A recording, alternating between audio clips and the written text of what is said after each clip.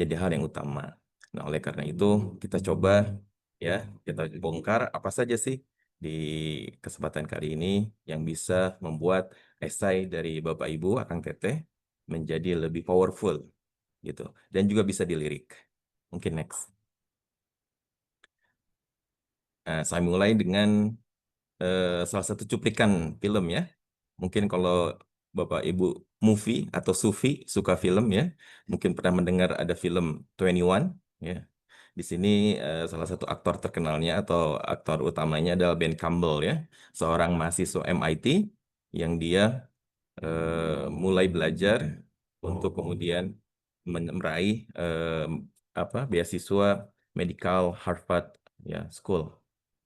Nah, ketika diwawancara, ya cuplikan awalnya itu pewawancara bilang gini, ya, ketika dia wawancara untuk mendapatkan beasiswa tersebut, everyone has four, ya, semua orang itu punya IPK 4, ya, dan semua orang juga punya ekstrakurikuler yang kemudian mereka banggakan. Coba ceritakan apa yang membuat kamu bisa membuat saya jadi wow. Ya, artinya apa cerita yang kamu bisa sampaikan sehingga membuat saya menjadi impresif. Nah, itu yang menjadi salah satu cuplikan yang kemudian dia menceritakan si Ben Campbell ini sebagai tokoh utamanya. Bagaimana dengan ilmu matematikanya dia pergi ke Las Vegas, kemudian dia bisa mengalahkan bandar-bandar di Las Vegas ya. Kita ambil hikmahnya saja, tapi ilmu ilmu perjudiannya jangan diambil ya. Nanti ditangkap KPK atau Kejagung ya, seperti itu. Nah, sehingga di sini yang paling penting adalah mungkin semua orang bisa ada gitu ya, orang yang kemudian IPK-nya lebih tinggi dari kita ya, atau pengalamannya lebih banyak daripada kita. Tetapi orang yang bisa membuat wawancara itu menjadi wow dengan kita, nah kuncinya adalah di esai. Karena esai itu nanti kemudian dikonfirmasi dalam bentuk wawancara. Ya, jadi apa yang teman-teman nanti tulis itu nanti akan dipertanggungjawabkan atau akan ditanyakan ulang di wawancara. Sehingga ketika menulis harus menulis dengan benar. Harus menulis juga tanpa ada istilahnya hiperbola atau melebih-lebihkan dramatisasi dari esai itu sendiri. Mungkin next. Nah, esai yang diminta oleh BPI atau sekarang PDDI itu ada 4 komponen. Komponen pertama, dia harus mempertegas tentang komitmen kontribusi ke instansi atau negara asal. Ya, kalau mungkin yang overseas, mungkin nanti negara asal. Tapi kalau misalnya yang di dalam negeri, ya, karena sekarang kita semuanya dalam negeri ya, kalau nggak salah PDDI. Nah, itu harus mempertegas komitmen kontribusi ke instansi. Yang kedua, ada komponen menceritakan deskripsi diri, ya, tentang kita, siapa kita ini dimulai dari mana. Nah, itu akan nanti diceritakan di sana. Kemudian yang ketiga, tentang deskripsi peran yang akan dilakukan. Kemudian bagaimana teman-teman akan mewujudkannya.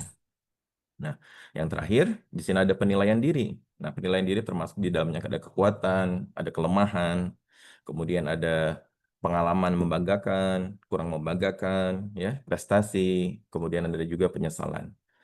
Nah, ini semua harus ditulis oleh teman-teman, ya, tanpa melibatkan generator AI. Mungkin kalau sekarang ada banyak AI GPT, tapi murni tulisan teman-teman yang kemudian menggambarkan bagaimana teman-teman dipandang atau teman-teman melihat teman-teman sendiri, kemudian keluarga melihat teman-teman seperti apa. Jadi harus benar-benar kejujuran yang dituliskan di esai ini. Nah, di sini ada minimal kata dan ini harus benar-benar dipatuhi, ya. Minimal ada 1.500 kata. Kemudian maksimalnya ada 2.000 kata. Nah, teman-teman harus selalu cek, ya, harus selalu cek di word processornya berapa kata dari masing-masing gitu ya. Jangan melebihi, ya. Pokoknya di antara tentang ini saja untuk kata nanti yang teman-teman akan tulis. Ya, next. Nah, saya mengambil salah satu kata dari Oliver Sacks. Jika kita ingin mengenal seseorang, kita harus bertanya, ya apa ceritanya gitu ya, kisahnya seperti apa.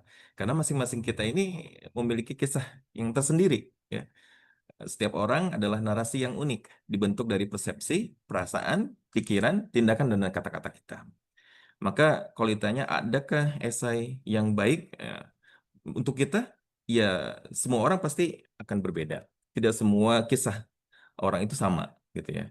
Maka keaslian atau originalitas dari esai itu akan selalu ada gitu ya. Karena kita menulisnya dengan secara jujur.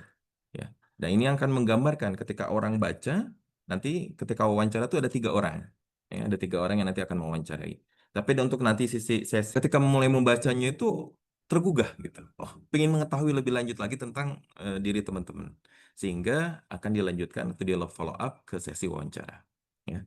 Nah, di yang komponen pertama ini, komitmen kontribusi ke instansi atau negara itu harga mati ya. Wajib dan harus dipertegas oleh calon ordi. Dan tidak boleh ragu-ragu. Jika teman-teman berasal dari misalnya universitas swasta atau negeri, harus kembali ke sana. Ya, dan tahu nanti jalannya mau seperti apa. 5 tahun nanti mau seperti apa, nanti teman-teman gambarkan di sana. Dan bagaimana cara meraihnya gitu.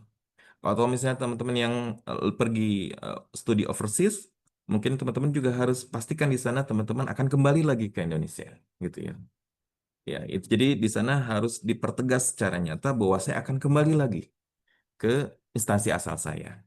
Nah, itu yang menjadi poin penting dalam komponen yang pertama yang harus dituliskan di esai tersebut. Next. Nah, yang kedua, kita harus mendeskripsikan diri kita. Ya, tentu saja kalau kita bicara siapa diri kita, teman-teman yang paling tahu. Atau mungkin orang terdekat teman-teman yang tahu.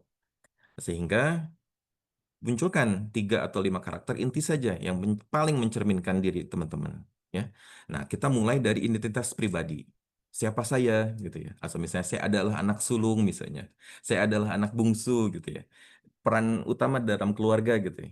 Nah, itu kemudian tuliskan. Kemudian selanjutnya nilai-nilai atau prinsip kehidupan dalam keluarga yang kemudian diwariskan dari orang tua kita, kakek nenek kita gitu ya. Itu juga perlu teman-teman tuliskan nanti di sana. Nanti di sana ketika teman-teman bercerita tentang diri teman-teman, ya, ada momentum pembentukan nilai dari teman-teman sendiri gitu. Dari yang 3 atau 5 karakter yang teman-teman sudah tentukan di awal. Itu sebagai titik balik. Ya.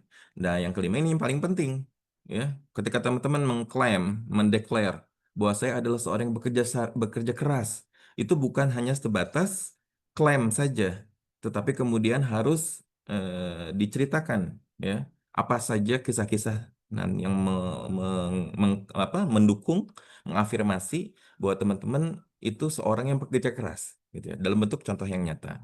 Ya. Nah, kemudian karakternya itu kemudian teman-teman munculkannya itu lebih baik lagi dalam bentuk pengalaman teman-teman, gitu ya. Kemudian ya dari teman-teman pengalaman teman-teman itu yang sekali lagi harus benar-benar jujur gitu ya. Pasti teman-teman akan bisa melihat daftarkan pengalaman-pengalaman teman-teman yang baik seperti apa gitu ya. Kemudian perubahannya itu jadi refleksi. Kemudian akhirnya menjadi titik balik gitu ya. Nah, yang paling penting adalah kemudian dari itu semua teman-teman kaitkan atau deskripsikan tentang masa depan yang menjadi tujuan kalian, tujuan teman-teman ya. Nah, tujuan yang lebih besar itu seperti apa? Nah, next. Nah, di sini saya coba gambarkan ya esai saya di sini. Di sini saya mulai dari nilai dari posisi saya. Nah, di sini sejak kecil ada kata-kata dibesarkan oleh kedua orang tua dengan penuh kasih sayang dan perhatian. Nah, di sini muncul ya nilai atau identitas pribadi saya yang muncul dari orang tua gitu ya. Kemudian saya jelaskan ya bahwa 3 sampai 5. dalam keluarga saya pendidikan itu sangat penting ya. Bahkan di sini saya menggambarkan saya rela orang tua saya rela menjual harta dari warisan kakek demi menyekolahkan saya. Ya. Ini sebenarnya kisah kisah nyata gitu ya. Tapi kemudian hindari kata-kata yang dramatisasi gitu. Kemudian ada kisah-kisah yang lain, orang tua mengikuti asuransi, kemudian asuransinya ditipu gitu ya. Nah itu juga perlu, nggak apa-apa untuk kemudian membumbui cerita. Tapi itu adalah hal yang nyata. Ya. Kemudian mulai tentang bagaimana dari perhatian tadi, nilai-nilai tadi, ya, kemudian diimplementasi dalam kehidupan teman-teman gitu ya. Seperti di sini saya jadi juara satu, juara umum gitu ya. Suara juara itu masukin sedikit demi sedikit prestasi. Saya gambarkan di sini dari kehidupan saya dari SD, SMP, di SMP ya. Kemudian saya sekolahnya jauh gitu ya, sering pakai kendaraan umum, pakai sepeda gitu ya. Kemudian ekstrakurikuler juga dimasukkan nanti di sini ya. Dari mulai SMP kelas 8 saya sering menjelajah ke Gunung Malabar, Papandayan, Leung Sancang gitu 3 hari 3 malam jalan-jalan gitu ya. Nah ini juga coba teman-teman masukkan. Artinya kisah-kisah kehidupan teman-teman dari mulai SD, SMP, SMA gitu ya, sampai perguruan tinggi atau sampai sekarang ini, teman-teman ceritakan nanti di sana. Ya, tapi tadi kaitkan endingnya nanti kaitkan dengan tujuan teman-teman yang lebih besar. Ya, kemudian next. Nah, tadi ya peran dan bagaimana mewujudkannya. Nah, teman-teman jelaskan setelah selesai studi dalam esai teman-teman, ingin menjadi apa, berperan sebagai apa. Nah, dampaknya apa dan tujuan sosial dari peran itu apa. Kemudian teman-teman rinci dalam bentuk narasi yang menarik tentang langkah strategi kapan, ya, di mana, dengan siapa, bagaimana, ya. Misalnya cita-cita teman yang lebih besar, kapan? 5 tahun lagi, tuliskan 5 tahun lagi. Di mana? Oh, misalnya setelah lulus, ya, saya akan menjadi profesor di universitas mana gitu, di bidang saya, dengan siapa gitu ya, dan bagaimana cara meraihnya gitu ya. Nah, yang paling penting bagaimananya ini ya, kalau saya memasukkan salah satu step awal dari tangga itu bisa terwujud adalah dengan lolos beasiswa BPI 2023. Nah, ini saya berikan contoh yang saya. Next. Ya, tadi kan kita sudah mulai bagaimana peran saya gitu ya. Saya seorang dosen gitu ya. Saya ingin memiliki impian menjadi profesor di bidang matematika sehingga keilmuan tersebut dapat diamalkan untuk manfaat. Jadi ceritakan teman-teman manfaat dan dampak ketika teman-teman menjadi profesor itu seperti apa, ya. Nah, kemudian ceritakan juga tentang sifat teman-teman gitu ya. Saya menjadi apa? Aktif, kolaboratif gitu ya. Kemudian menjadi dosen yang amanah dan jujur.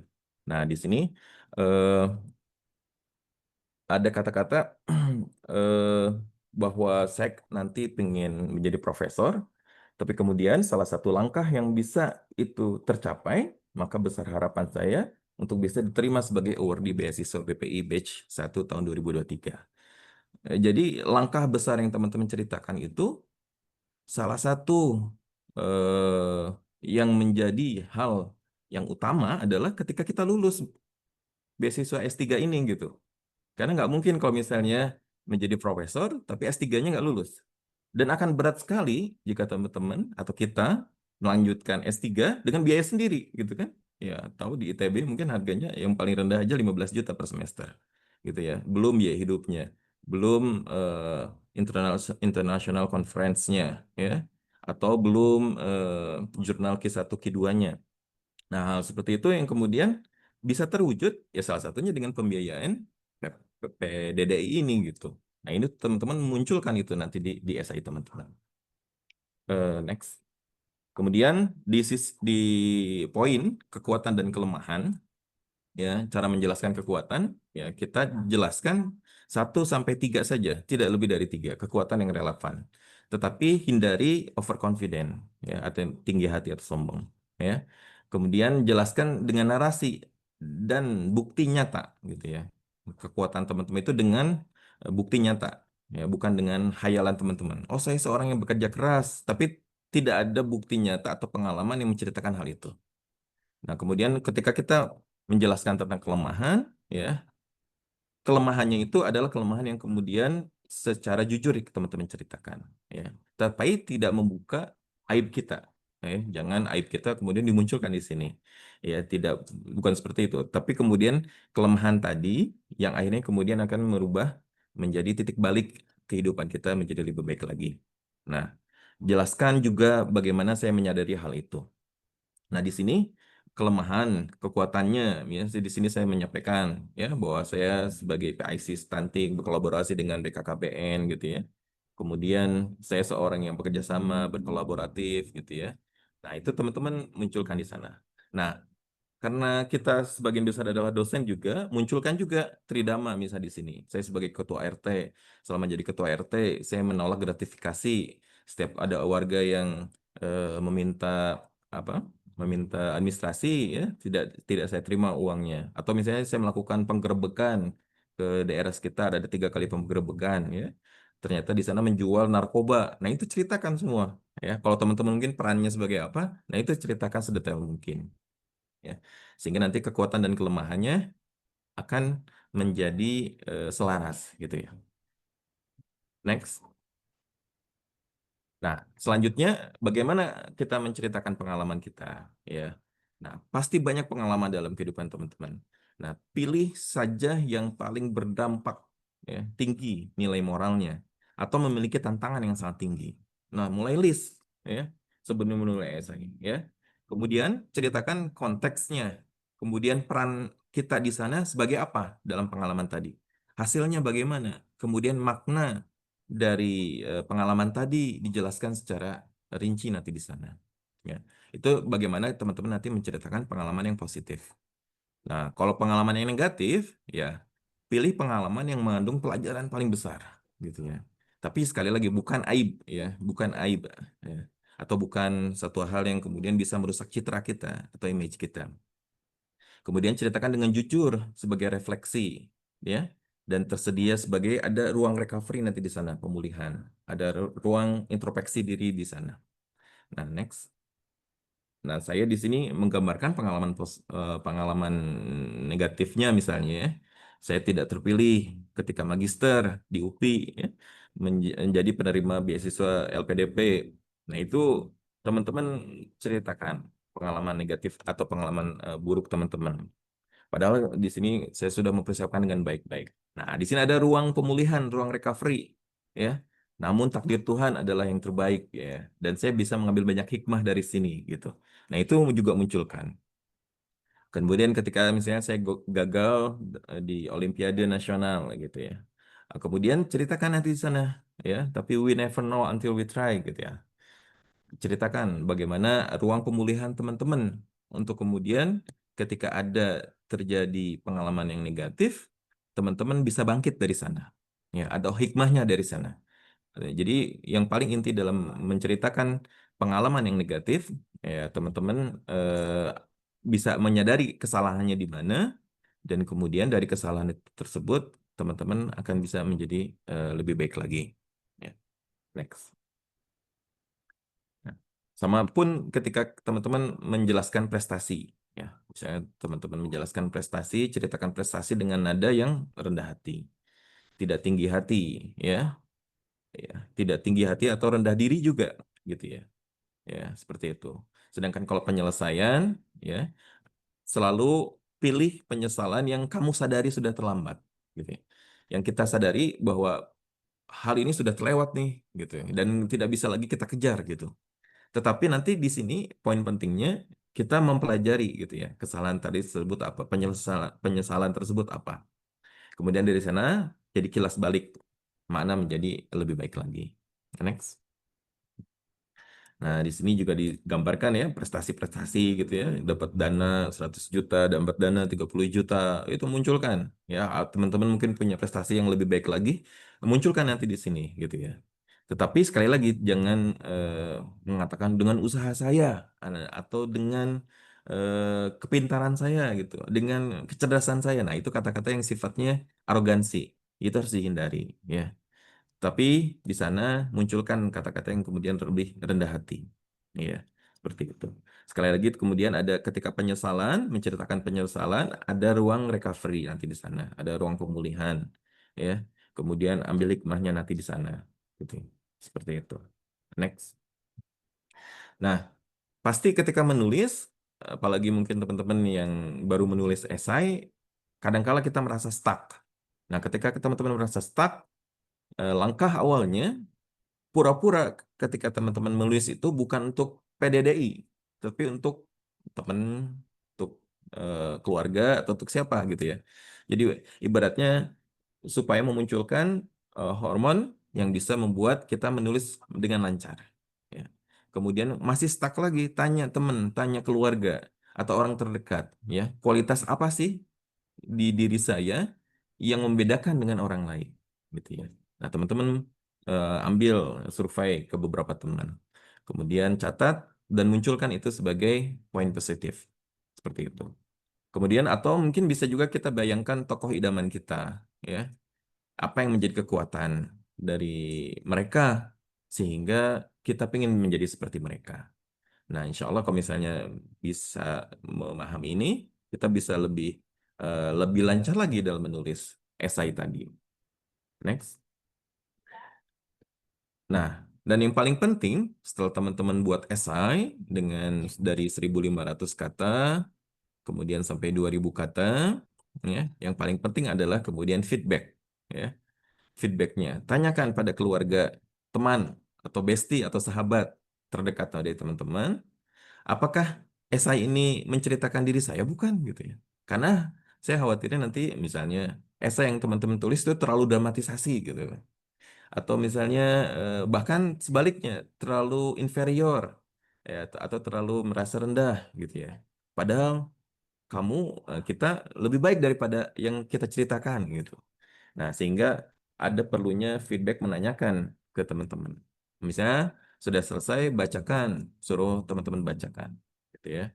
Kemudian teman-teman pelajari evaluasi. Jangan hanya satu orang, satu atau dua atau tiga gitu ya. Itu pun yang saya lakukan gitu ya.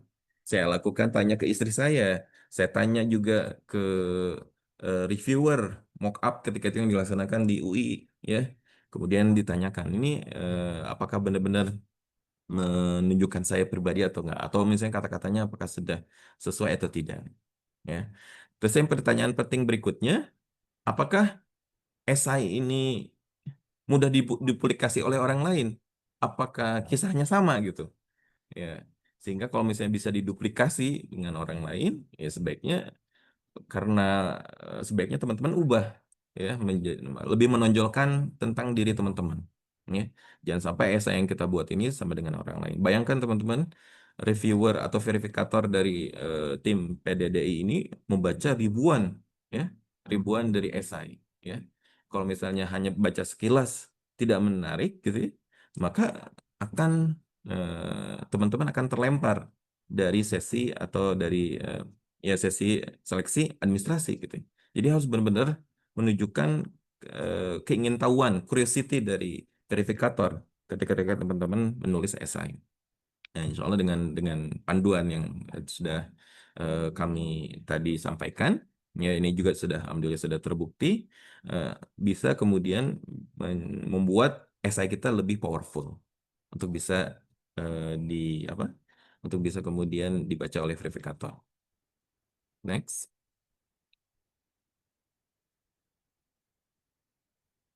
Nah, intinya jangan lupa berdoa dan semoga sukses bersama. Sekian dari saya. Mohon maaf jika lebih dari 20 menit eh, kepada panitia saya kembalikan kembali. Baik, terima kasih Pak Dwi, luar biasa materinya. Untuk sesi pertanyaan nanti di akhir ya, Bapak dan Ibu. Dan sebagian pertanyaan sudah kita jawab dari tim panitia. Dan nanti boleh bertanya secara langsung, tetapi setelah narasumber yang ketiga. Kita buka sesi tanya jawab. Oke, baik kita lanjut karena waktu juga. Sekarang 19.50. Kita lanjut dengan narasumber yang ketiga, Ibu Maria Angelin. Beliau adalah awardee BPI ITB 2.0. Beliau S3 ITB di Prodi Teknik Sipil, bekerja di Institute for Transport and Logistics Trisakti. Beliau akan memberikan tips penyusunan proposal yang baik. Kepada Bu Maria, waktu dan tempat saya persilakan. Ibu, sorry tes sound dulu, suara saya bisa terdengar. Terdengar Ibu.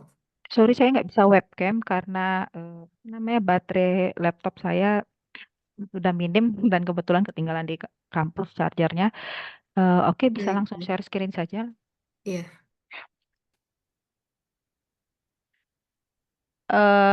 Oke, nah perkenalkan nama saya Maria Angelin, saya awardee 2.0 tahun masuk 2022 di ITB, dan sebenarnya walaupun status saya sebagai dosen, saya lebih banyak di industri, saya lebih banyak berkecimpung di dunia pembangkit.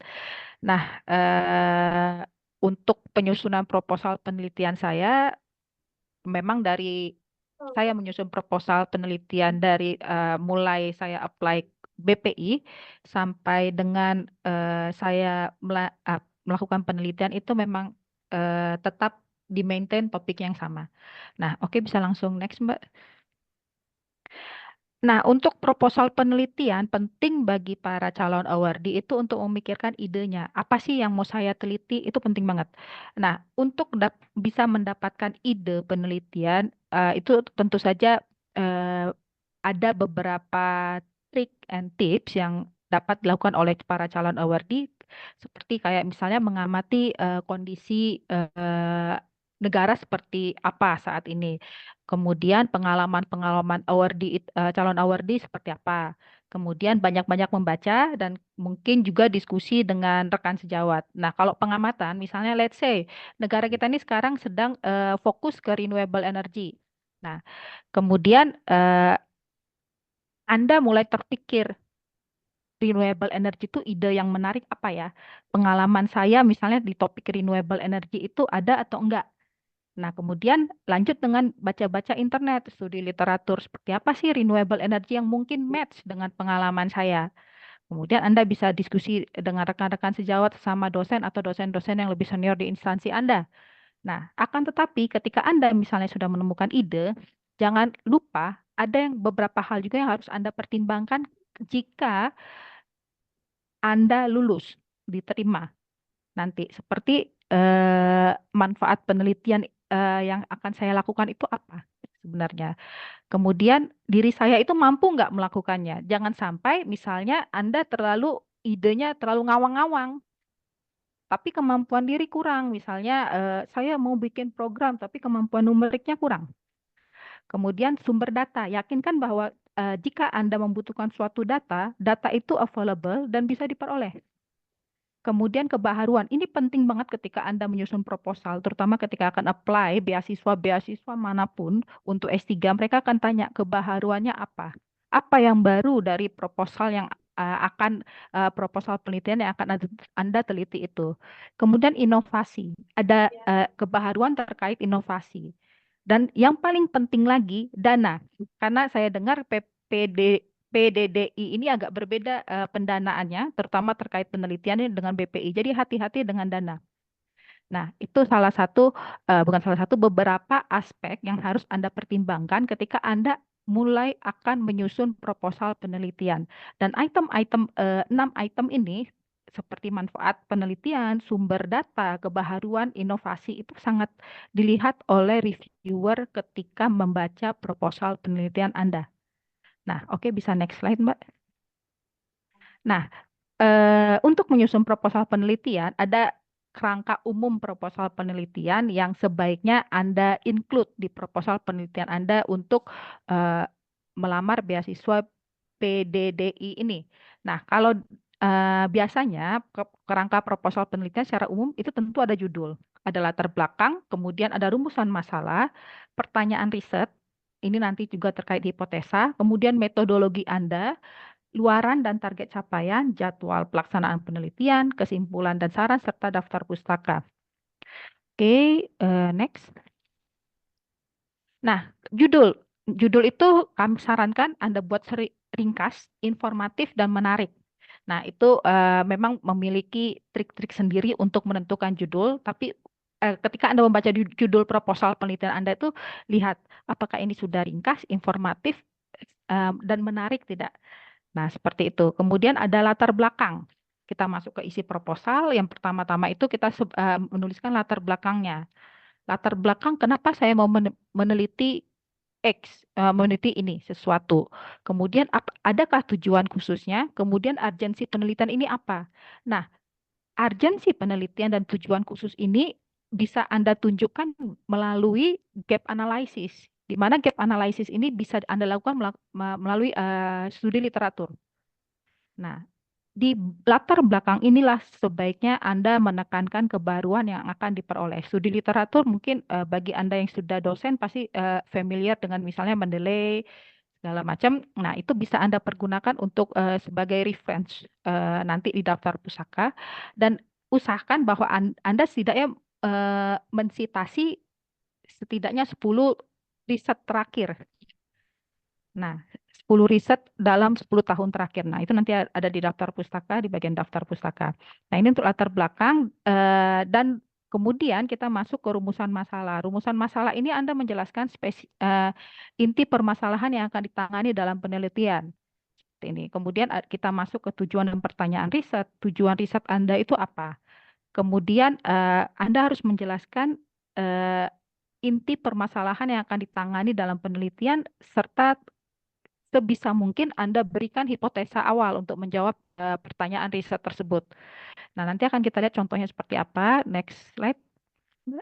Nah, metodologi ini juga penting. Metodologi ini eh, menjelaskan bagaimana cara Anda menjawab pertanyaan riset yang sudah Anda tuliskan di bab sebelumnya. Dan kemudian biasanya metodologi ini akan sangat membantu jika Anda memasukkan flowchart. Flowchart pelaksanaan penelitian Anda. Metode yang Anda lakukan itu sebaiknya sudah cukup tergambarkan dalam proposal PDDI Anda, mencakup alat atau bahan jika ada, kemudian cara atau prosedur penelitian, cara pengumpulan data, sumber data, dan kemudian teknik analisa datanya seperti apa. Kemudian ada luaran dan target capaian. Nah, luaran dan target capaian ini juga sangat penting. Luaran seperti apa yang akan Anda hasilkan dari penelitian ini? Patenkah, publikasikah? Kemudian luaran dan target capaian ini saya sarankan Anda sesuaikan dengan tahap penelitian Anda. Nah, kemudian ada jadwal penelitian. Tentu saja reviewer akan melihat jadwal penelitian Anda. Biasanya S3 itu kuliahnya 4 tahun kan. Nah, seperti apa sih jadwal penelitian Anda mulai dari studi literatur, kemudian penelitian, kemudian pengolahan data, kemudian publikasi. Nah, itu akan dilihat jadwalnya seperti apa. Nah, diingat lagi sekarang walaupun maksimum untuk pelaksanaan S3 itu 6 tahun, tapi beasiswa BPI, kalau BPI itu maksimal 4 tahun.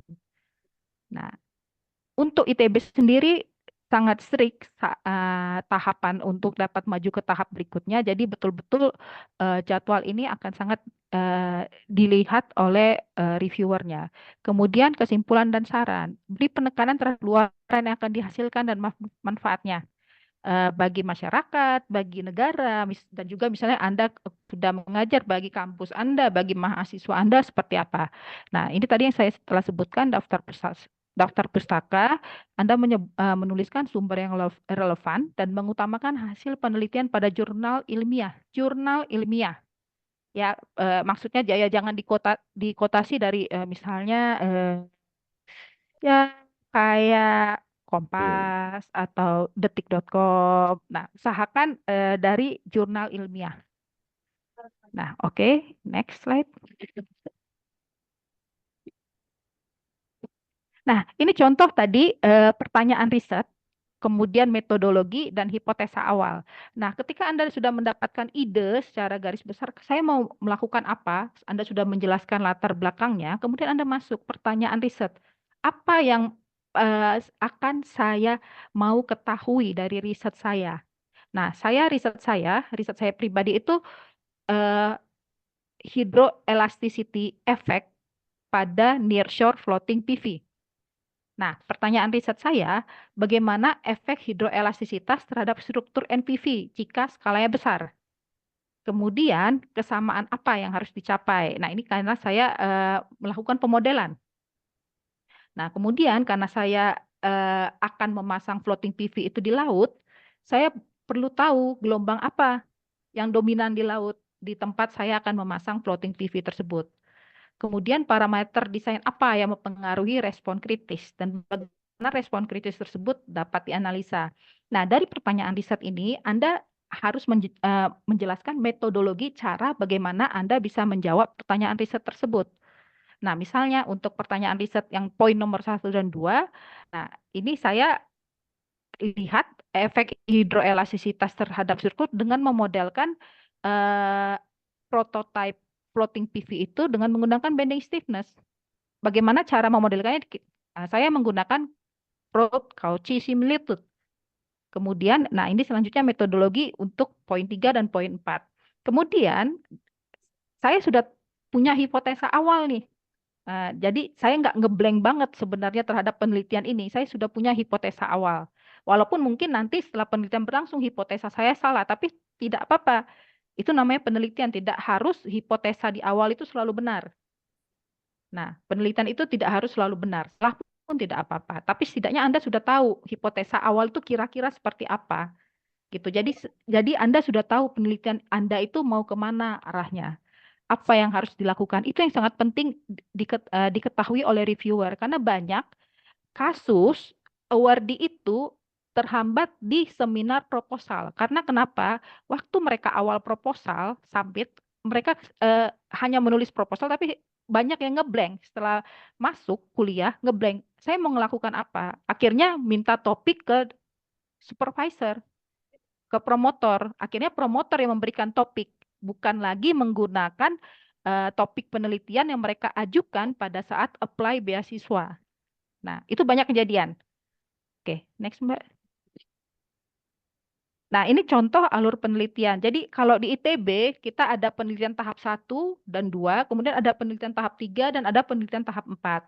Nah, penelitian tahap 1 dan 2 itu ada ujian prekualifikasi dan penyusunan proposal. Kemudian ada penelitian tahap 3 yang dibagi menjadi 4 tahap.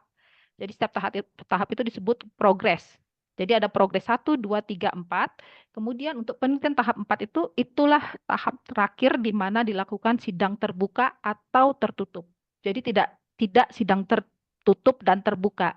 Di ITB hanya sidang tertutup atau terbuka. Tidak dua. Nah, kemudian ini yang biasanya killing ground-nya ITB itu ada di penelitian tahap 1 dan 2, di ujian prekualifikasi dan penyusunan proposal. Banyak mahasiswa yang tertunda di sini, yang mengakibatkan banyak awardee mengajukan penambahan batas studi, waktu studi. Nah, perhatikan tahap-tahap studi dan yakinkan penelitian Anda itu bisa dilakukan dalam batas waktu beasiswa Anda. Nah, seperti itu. Kemudian Anda bisa lihat di pojok kanan bawah ini contoh flowchart penelitian saya buat sengaja umum di awal karena ini memang hanya untuk apply beasiswa, tapi ketika Anda sudah masuk perkuliahan, ini akan diminta lebih detail lagi sama promotor Anda. Nah, seperti itu. Tapi setidaknya di proposal sudah terlihat apa-apa saja yang apa-apa saja yang akan Anda lakukan. Nah, di sini tadi pentingnya Anda tahu kemampuan Anda dan Anda tahu dana yang tersedia itu apa, berapa. Nah, kalau saya ada numerical analysis dan experimental analysis. Jadi ada model fisik dan ada model numerik.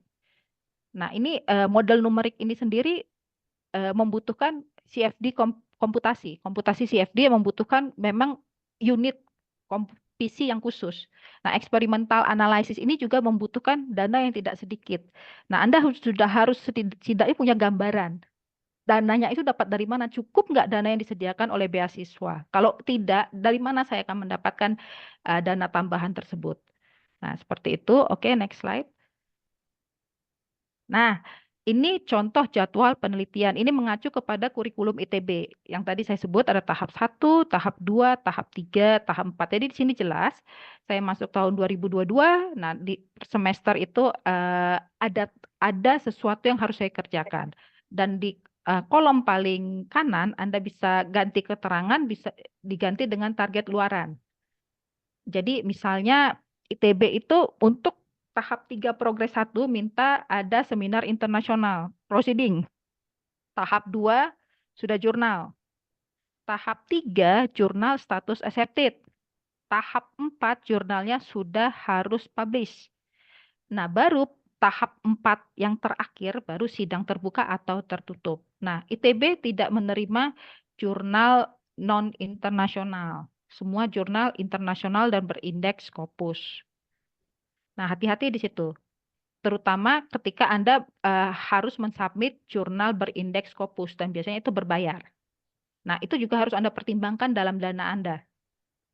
Beasiswa ini mencakup apa saja? Apakah mencakup dana publikasi atau tidak? Apakah mencakup dana seminar internasional atau tidak? Dana proceeding atau tidak? Nah, itu pentingnya untuk mengetahui apa-apa saja kira-kira yang akan Anda hadapi selama perkuliahan sehingga Anda bisa membuat proposal penelitian Anda masuk akal dan juga mungkin untuk dilakukan. Mungkin untuk dilakukan tapi juga tidak terlalu dangkal karena ini kan S3 bukan S2. Nah, seperti itu. Oke, silakan next. Oke, itu slide terakhir dari saya. Sekian presentasi dari saya. Terima kasih. Baik, terima kasih Bu Maria, luar biasa materinya. Kita buka sesi tanya jawab. Untuk audiens, ada pertanyaan yang disampaikan secara langsung. Oke, ada Pak Adin, Aditya. Pak Adin,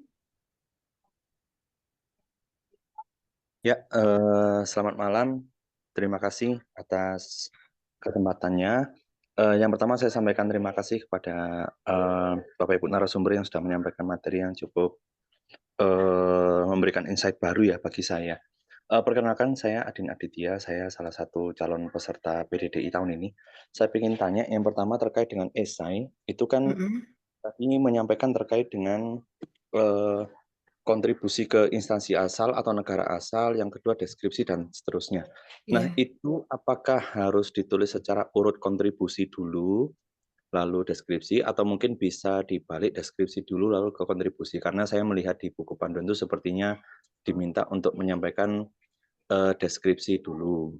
Nah, yang kedua, mm-mm, apakah yang kita lampirkan, yang kita tuliskan di esai itu harus terlampir juga pada form yang ada di sistemnya PDDI? Karena misal tadi saya lihat dari narasumber menyampaikan terkait prestasi di pramuka dan sebagainya. Nah, apakah misalnya prestasi pramuka itu apakah harus dilampirkan di sistem PDDI atau tidak, atau terserah gitu? Itu baik. yang terkait dengan esai. Ibu Mm-mm. boleh satu lagi, Ibu? Boleh, silakan Pak. Iya. Terkait dengan Tinggi. proposal riset, untuk pertanyaan untuk Bu Maria. Tadi kan Mm-mm. ini saya pribadi agak sedikit bingung karena yang satu, ini kan kita diminta untuk menyampaikan proposal riset dengan maksimal 2.000 kata, sedangkan di proposal itu kita diminta untuk menuliskan judul sampai daftar pustaka. Nah, itu kalau saya lihat di buku panduannya sepertinya saya berasumsi 2.000 kata itu sudah termasuk daftar pustaka, sedangkan daftar pustaka itu salah satu bagian yang menurut saya menghabiskan banyak kata. Nah, ini saya juga bingung menyampaikan proposal riset yang komprehensif namun bisa ringkas 2.000 kata. Ini saya juga masih belum tahu strateginya bagaimana. Lalu yang kedua, di proposal riset itu kan ada diminta untuk saya nggak tahu ini wajib atau enggak, tapi diminta untuk menyampaikan hipotesis penelitian. Nah, kalau semisal penelitiannya memang tidak memerlukan hipotesis karena mungkin jenis penelitiannya tidak memerlukan hipotesis, ini apakah boleh dihilangkan atau mungkin bisa digantikan dengan subbab yang lain gitu. Ya, sementara itu dulu. Terima kasih, Ibu. Baik, terima kasih Pak Adin. Saya lempar ke Pak Dwi terlebih dahulu ya Pak Dwi ya Baik, untuk menjawab esai. Yang baik. pertama adalah kontribusi dulu atau deskripsi dulu Pak. Oh Terus iya, pertanyaan kedua harus terlampir di form kah tentang apa yang kita tulis di esai. ya baik. Silakan Pak Dwi. Terima kasih, Bu Rian. Ya, terima kasih juga kepada Mas Andin ya, yang sudah menyampaikan pertanyaannya. Mudah-mudahan lolos ya. Oke, baik. Pertanyaan pertama, tadi mengatakan apakah urutannya berpengaruh? Saya Iya. jawab tidak, karena sebenarnya juga urutan yang tadi saya sampaikan itu boleh tidak berurut. Ya, seperti yang saya sampaikan tadi terkait tentang penilaian diri, ya penilaian diri di poin deskripsi diri dan peran. Itu deskripsi peran kan kalau di urutan saya nomor 3. Itu sebenarnya saya tuliskan di akhir. Jadi sebenarnya urutan tuh sebaik-baiknya kita saja untuk mengatur bagaimana menjadi seperti aliran air yang enak dibaca gitu. Nah, jadi tidak tidak tidak harus sesuai urutan yang tadi disampaikan. Tetapi 4 poin itu tetap harus ada semuanya wajib. Kemudian yang pertanyaan kedua tentang prestasi. Nah, inilah ketika kita bicara tentang peran diri kita, nah di esai enak kita bisa sampaikan semuanya. Karena kalau yang di form yang di website PDDI itu prestasi nasional. Coba nanti cek. Itu Ya. prestasi nasional yang kemudian kita punya. Kalau sifatnya tidak nasional, tidak perlu diupload. Seperti itu. Bentar Pak Dwi, apakah untuk prestasi nasional kalau zamannya kita itu harus validasi dulu ke dinas yang terkait? Enggak ya? eh Kalau sifatnya tadi prestasinya yang kemudian sifatnya nasional, ya perlu divalidasi, itu lebih baik lagi. Tetapi kalau yang di form itu kalau nggak salah prestasi Iya, iya. nasional kan Bu ya? Itu Iya, jadi tidak semua prestasi kayak pramuka kalau yang hanya di-upload ya. sifatnya kecamatan, ya itu sampaikan saja di SI. Ya, jadi kalau misalnya sifatnya di bawah nasional, jangan sampaikan, nggak perlu diupload di form. Mm-mm. Gitu. Iya, soalnya zamannya BPI 2024 itu harus tervalidasi dulu baik ke dinas yang terkait ya Pak ya. Oh Misalnya iya. prestasinya ke dinas pendidikan gitu ya. Ya, Baik, karena kalau di tahun 2023 ya. tidak disebutkan. Makanya dari tahun ke tahun Oh banyak iya, perubahan. berbeda-beda ya.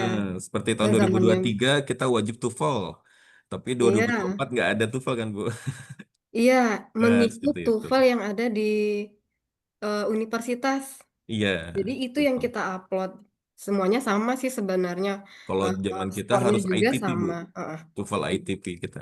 Iya, kita IBT atau ITP ya, Pak? ITP ITP ya. kan Mas. Oke. Jadi seperti itu. Pertanyaan kedua dari Mbak Email. Sebenarnya Mbak Email juga nanya di chat. Mbak Email, eh, Mbak Email, silakan Mbak Email. Nanti untuk Bu Maria, apakah Bu Maria masih join kah? Saya tidak melihat ada pertanyaan tadi tentang proposal. Ya Bu, masih? Oh iya. Bu Maria masih join? Ya Saya hadir, saya Oh, hadir. Bu Maria jawab dulu pertanyaan yang tadi untuk proposal, Bu. Ya, apa ya Iya, Pak? kira Ya saya Bu, tadi udah pertanyaannya link, saya nggak ngelihat. Ini pertanyaannya adalah, kan proposal itu 200 kata nih. 2000, Dua ribu 1500. kata. Apakah sudah termasuk dari mulai judul sampai daftar pustaka, terus bagaimana kita menggabungkan hipotesis agar cukup menjadi 2.000 kata? Monggo Bu untuk dijawab. Nah, seingat saya dulu waktu saya BPI, ini kita Iya. langsung nulis di sistem kan ya, Oh, ya, 1005. beda-beda. Nah itu langsung dihitung oleh sistem kan berapa yang sisa Word segala macam. Nah, Hmm. jadi itu akan masuk ke hitungan sistem yang 1.500 sampai 2.000 kata. Nah, di sini kita eh, pintar-pintarnya kita di sini. Gimana cara kita bisa menyampaikan latar belakang, tujuan riset, hipotesa itu dalam Mm-mm. eh, dalam kalimat yang padat, padat, Oke. jelas, padat dan jelas. Jadi nggak perlu terlalu dijabarkan dan terlalu banyak melebar ke sana ke sini.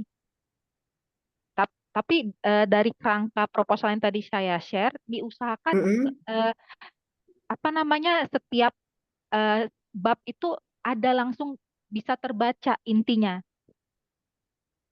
Dibuat bentuk skema gitu kali ya, Bu ya?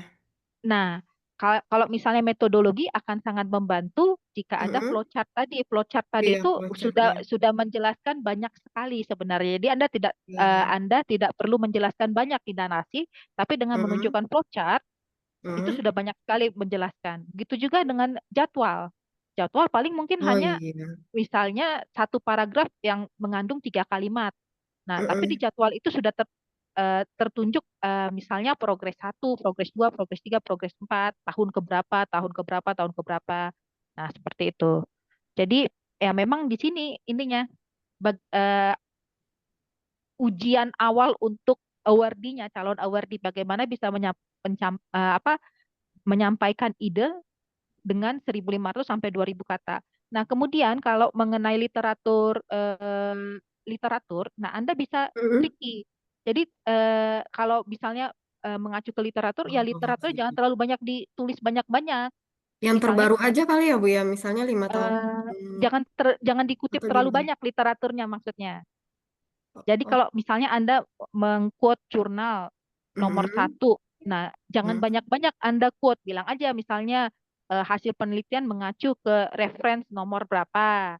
Nah, ini dapat dilihat secara detail di reference nomor berapa. Nah, itu jadi jangan terlalu banyak Anda mengquote dari jurnal lain supaya ini untuk menghemat kata. Iya, Tapi dan jangan terlalu jika sampai 2000 ya Bu ya. nah, 1900 gitu ya. ya Khawatir nanti maksimal pada saat 2000 itu. dihitung malah lebih jadinya. Nah, itu karena Iya. karena kan kita langsung nulis tuh kan di sistem kan di formnya. Kalau Seingat saya zamannya dulu kita BPI BPI, enggak Bu? oh ada kertasnya ya, Bu. Iya, Kalau saya jadi dulu kita di nulis. form. Oh iya. Oke. Jadi Di udah langsung sistem. terdetek ya Bu ya zamannya Iya, zaman saya yang 2022. 2.0 itu udah harus langsung ngetik di form yang Oh ada di iya, iya, iya. websitenya BPI. Jadi di situ langsung misalnya 1.800 dari garis miring 2.000. Nah, itu udah harus Udah nggak bisa warning. diapa-apain Nah, ya Bu. seperti itu. Heeh. Soalnya zamannya Nah, itu trikinya. 2024 di Word. Heeh. Nah, jadi Iya, makanya iya. proposal jangan dibuat 1 jam, 2 jam itu memang butuh. Itu yang paling lama. Proposal dan Iya, esai itu benar. lama mikirnya. Heeh. Dan itu penilaiannya juga Nah, yang luar biasa besar ya Bu ya, poin yang terbesar juga sebenarnya hanya esai dan itu akan proposal. sangat Mm-mm. menentukan esai dan Iya, proposal. benar. Prestasi waktu SD, SMP, Mm-mm. SMA itu sama sekali nggak dilihat sama mereka. Kalau misalnya saya boleh jujur, mereka tidak akan melihat itu. Tapi bagaimana Anda mendeskripsikan apa yang akan saya lakukan selama saya berkuliah dan apa sih yang akan didapat oleh negara?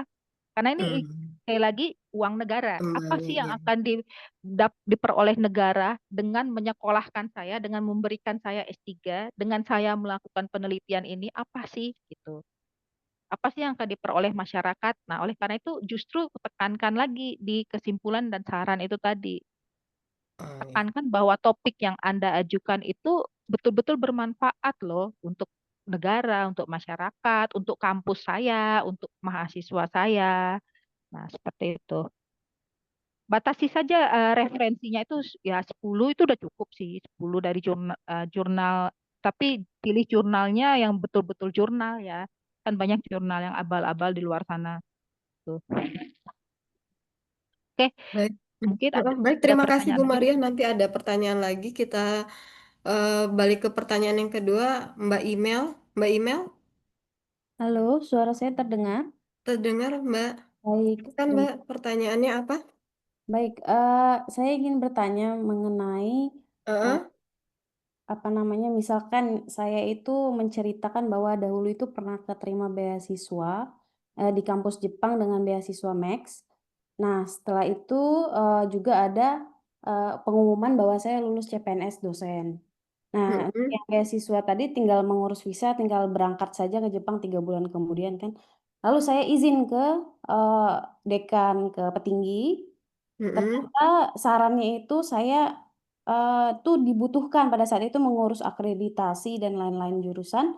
Saya itu memang dibutuhkan jurusan sehingga akankah lebih baik untuk saya melepaskan beasiswa. Max tadi. Sedangkan saya sudah mengusahakan Max ini sudah tahun kedua karena tahun pertama tidak lolos, tahun kedua lolos dan saya melepaskan itu Mm-mm. dan profesor saya itu juga saya cukup dekat ya dengan profesor waktu itu karena beliau sering ke Indonesia, saya sering guide beliau jemput ke bandara dan lain-lain. Tapi saya harus melepaskan itu dan sampai titik ini saya sudah melepaskan beasiswa dan sekarang sudah di tahun kedua sebagai tahun ketiga sebagai dosen. Nah, pertanyaan saya apakah yang seperti itu dapat mendukung di esai saya nanti atau bagaimana? Terima kasih. Baik, Pak Dwi, silakan Baik, dijawab Pak. baik. Apakah harus diceritakan pengalaman Mbak Email ya tentang beasiswa Max? Ya, jadi terima kasih Bu Riana, by mail juga semoga lolos untuk beasiswa PDDI ini.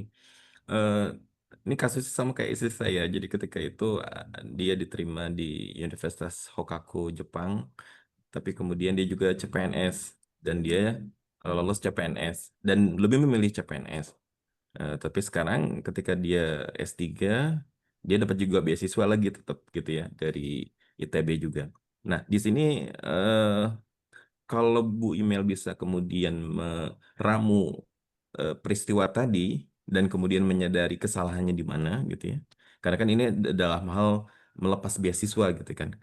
Kalau saya sebagai pemberi beasiswa ada kekhawatiran, khawatirnya misalnya penerima beasiswa ini kemudian akan melepas beasiswa. Lepas kembali. Melepas kembali beasiswanya gitu. Nah, ini kemudian Bu Imel ceritakan, tapi kemudian ramu dan kemudian tidak, ya ibaratnya kemudian ada suatu klaim tidak akan mengulangi lagi hal seperti ini dan kemudian memberikan jaminan dan sebagainya gitu ya dalam esainya.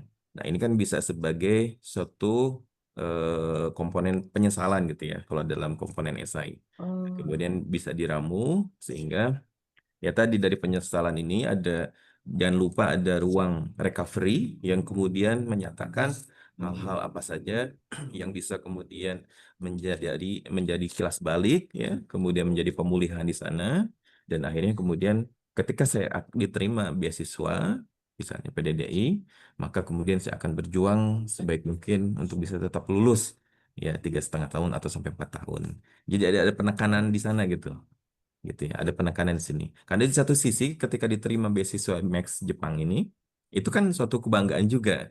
Tapi kemudian ada dilema tadi, masuk iya. PNS. Yang kemudian di saat itu juga perlu dijelaskan kenapa lebih memilih PNS-nya tadi gitu. Tapi kemudian jadi ada ruang pemulihan di sana yang kemudian meyakinkan si verifikator untuk menerima email di beasiswa PDD ini. Itu kalau saran dari saya. Ya, Mbak Imel. Baik, terima kasih atas penjelasannya. Amin, amin. Semoga. Baik, semoga lolos ya Bu ya. Ya, terima kasih. Amin. Ini pertanyaan ketiga ada Mbak Firda. Mbak Firda Anissa. Ya, Assalamualaikum Bapak Ibu Waalaikumsalam. semua. Perkenalkan diri Bu. Dari instansi mana Ibu? Saya Firda dari Universitas Pelita Bangsa, Kabupaten Bekasi. Ya, izin bertanya. Baik, silakan. Baik, yang pertama, di salah satu syarat yang saya baca dari pedoman, tidak sedang Mm-mm. menempuh pendidikan di satuan pendidikan. Nah, yang saya tanyakan, kalau misalkan saya sedang S1 lagi, Pak, Bu, lagi S1 lagi dan S2 lagi untuk untuk program studi yang lain, kira-kira boleh tidak? Tapi kalau S3 Mas belum. Jadi sudah S1, namun S1 lagi dan sekarang sedang S2 lagi di program studi yang berbeda. Itu pertanyaan yang pertama, Bapak Ibu. Yang kedua, untuk di ITB ini jurnal atau publikasinya syaratnya Scopus Q berapa? Karena kalau dengar dari rekan dosen lain kalau di UI dan 2. Pertanyaan ketiga, Bapak Ibu, kan kami dari program swasta. Nah, kalau misalkan izinkan saya baca itu dari LL Dikti. Nah, LL Dikti sendiri menyatakan bahwa pihak SDM bisa membantu kita meminta izin dari LL Dikti kalau LOA sudah keluar. Nah, tadi pada saat saya lihat di jadwal yang Bapak Ibu share, LOA itu tanggal 24 Juni, sedangkan tanggal 26 Juninya sudah pendaftaran beasiswa. Apakah dalam waktu 2 hari memungkinkan LLDT menerbitkan izin untuk kami atau tidak? Terima kasih banyak. Oke, baik. Ada 3 pertanyaan, 2 untuk Pak Dwi, 1 untuk Pak Lurah. Untuk Pak Dwi dulu, Pak. Eh, Mbak Firda ini sedang pendidikan tetapi berbeda dengan tidak linear ya, Pak? Ya, Mbak ya. Maksudnya berbeda yang diambil dengan yang di S3 gitu ya? Betul, jadi saya S1, S2 sudah linear teknik industri, yang mau Heeh. saya ambil pun S3 teknik industri. Hanya saja saya sedang ambil S1 prodi konseling, S2 Heeh. yang saya ambil juga lagi manajemen, beda Heeh. beda kampus juga. Baik, Pak Dwi, silakan jawab, Pak. Apakah boleh dalam kondisi lagi pendidikan tetapi berbeda dengan yang ini? Kalau lihat aturan ya Bu ya, salah Mm-mm. satu aturannya kan tidak sedang menempuh pendidikan ya Bu ya. Tercatat nanti ya, Pak ya, terdetek nih. Terdeteknya, khawatirnya nanti kalau misalnya Ibu atau Teteh sedang S1, kan itu kan nanti kan dilaporkan nilainya ke Dikti ya Bu ya. Nah itu khawatirnya tercatat dan jadi masalah gitu. Karena emang untuk satu syaratnya tidak sedang menempuh pendidikan. Kalau untuk yang beasiswa PDDI ini. Nanti Terus biasanya mau terdetek di ini ya Pak, pada iya Bu, saat pemberian nomor induk ya? iya Benar nggak sih? betul. Hmm. Pada saat pemberian nomor induk kan terdetek. Tapi kalau mau coba ya tetap coba aja dulu. Kan Iya, kita ya. nggak tahu ya. Dicoba dulu. Ikhtiar aja dulu gitu. Tapi kalau Sekalian Pak, kalau yang untuk jurnal atau publikasi kita yang persyaratan untuk kita sidang terbuka dan sidang tertutup. mungkin Bu Bu Bu siapa? Maria. Bu Marin mungkin bisa menjawab. Bu Maria masih Ya Bu, tadi ah, pertanyaannya sidang ya? persyaratan Jurnal. jurnal atau publikasi Oke. ITB, Nah, Ki berapa gitu, dan kalau ada di berapa ITB gitu. itu gini, agak strict untuk karena tadi yang saya jelaskan setelah Anda ujian proposal dan ujian prekualifikasi dan ujian proposal, Anda masuk tahap penelitian. Tahap penelitian ini ada 4 tahap. Tahap penelitian 1 itu outputnya proceeding. Proceeding di dari konferensi internasional. Tahap 2 Anda diharapkan outputnya sudah jurnal. Jurnal ya. Jurnal internasional. Nah, ITB itu kalau sudah bicara jurnal internasional, dia akan minta Scopus. Nah, Scopus Ki berapa? Sebenarnya ini tergantung promotor. Tapi kalau minimum jelek-jeleknya amat itu biasanya ITB Ki 3. Ki 3 ya. Nah, hanya satu jurnal sebenarnya yang disyaratkan. Tapi sekali lagi ini tergantung promotor. Dan tergantung Anda mau lulusnya apa. Cum laude, magna, atau Iya, summa cum laude. predikat Beda. yang ingin kita capai ya Bu Nah, ya. Siap. predikat apa yang Anda mau Iya, capai. Nah, seperti itu. Jadi, tapi minimum syarat minimumnya banget itu satu jurnal, 2 proceeding. 2 proceeding terindeks Scopus ya. 2 proceeding, proceeding ini terindeks Scopus, biasanya terindeks Scopus itu IOP. Dan satu jurnal internasional yang berafiliasi dengan ITB. iya. Sekali lagi, ada syaratnya Mm-mm. terafiliasi dengan ITB. ITB.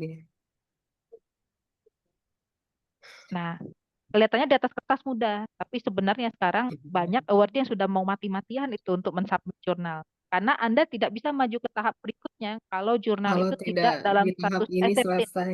Baik Bu. Untuk Nah, tugas ya. Baik oke, itu. mungkin itu Terima bisa kasih Bu menjawab. Maria. Saya eh, ke Pak Lurah. Pak Lurah, Pak Wahyudi. Siap, siap. Kedengaran nggak ya? Saya pakai Kedengaran headset. Pak.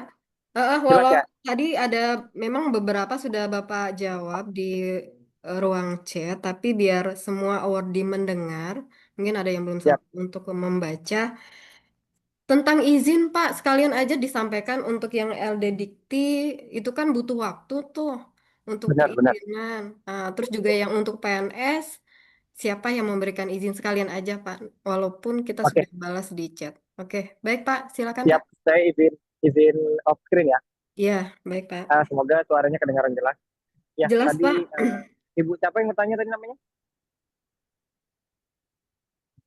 Bu, Bu Firda Pak. Ya, Bu Firda. Izin. Kalau untuk izin, itu kan ada dua jenis ya. Satu untuk KSN atau PNS. Kemudian satu lagi untuk yang universitasnya swasta Iya, ya. PTS Kalau ya kita Pak. bilang PTS ya. Nah, Ya, kalau untuk yang negeri, ini biar kalian semua ya kejawab. Kalau yang iya negeri, biar terdengar ya. contohnya saya itu izinnya bisa dari dekan waktu panduan BPI ya, itu bisa di Hmm, dekan dan rektor. Tetapi saya sangat menyarankan rekomendasi itu dari rektor. iya benar. Kenapa? Karena biar nggak ada masalah di kemudian hari. Jadi Mm-mm. takutnya dekan mengizinkan, tapi ternyata rektor menilai dari kepegawaian univ itu nggak tepat untuk sekolah. Nah, jadi Mm-mm. sebaiknya yang ASN rektor ya, kalau bisa dua-duanya. Kalau saya kemarin dua-duanya sih, dekan dan rektor Yang memberikan izin Pak. rekomendasi. Ya, Oh, iya.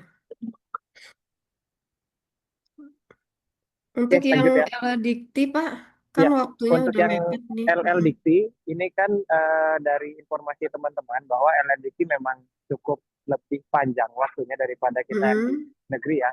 Kalau negeri kan kita bisa langsung bertemu pada rektor, mungkin 1 hari selesai keluar transkrip. Iya benar. Tapi untuk LL Dikti, pertama kita juga tetap harus butuh surat rekom dari rektor ya, rektor kita di PTS. kemudian ditambah harus menyurat ke LL Dikti. Nah, tadi pertanyaannya adalah kita mepet nih Pak 24 ke 26. Apakah 2 2 hari hari. cukup untuk LL Dikti? Kalau saran saya sebaiknya dari sekarang sudah komunikasi dengan LL Dikti untuk menyusulkan LOA-nya nanti.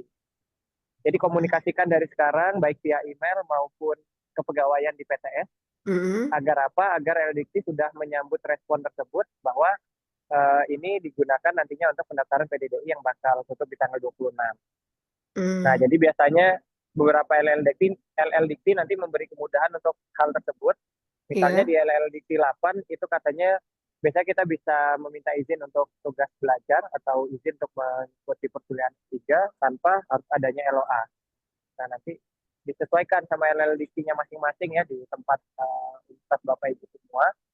Dan kalau memang dirasa waktunya terlalu mepet, ini masih tanggal 19 ini masih ada waktu. Jadi teman-teman bisa komunikasi dulu nih sama kepegawaian unit biar bisa dikontak langsung LL Diktinya sehingga saat terbit tanggal 20 ya, tanggal 20 mepet pendaftaran, tanggal 24 keluar LOA, itu bisa disusulkan sehingga akan menjadi lebih cepat dan tidak terburu-buru nanti kesana. Itu Bu Riana. Baik, terima kasih Pak. Ya. Lanjut pertanyaan Terima kasih, Pak. ketiga. Ya, Kenapa? mari Mbak.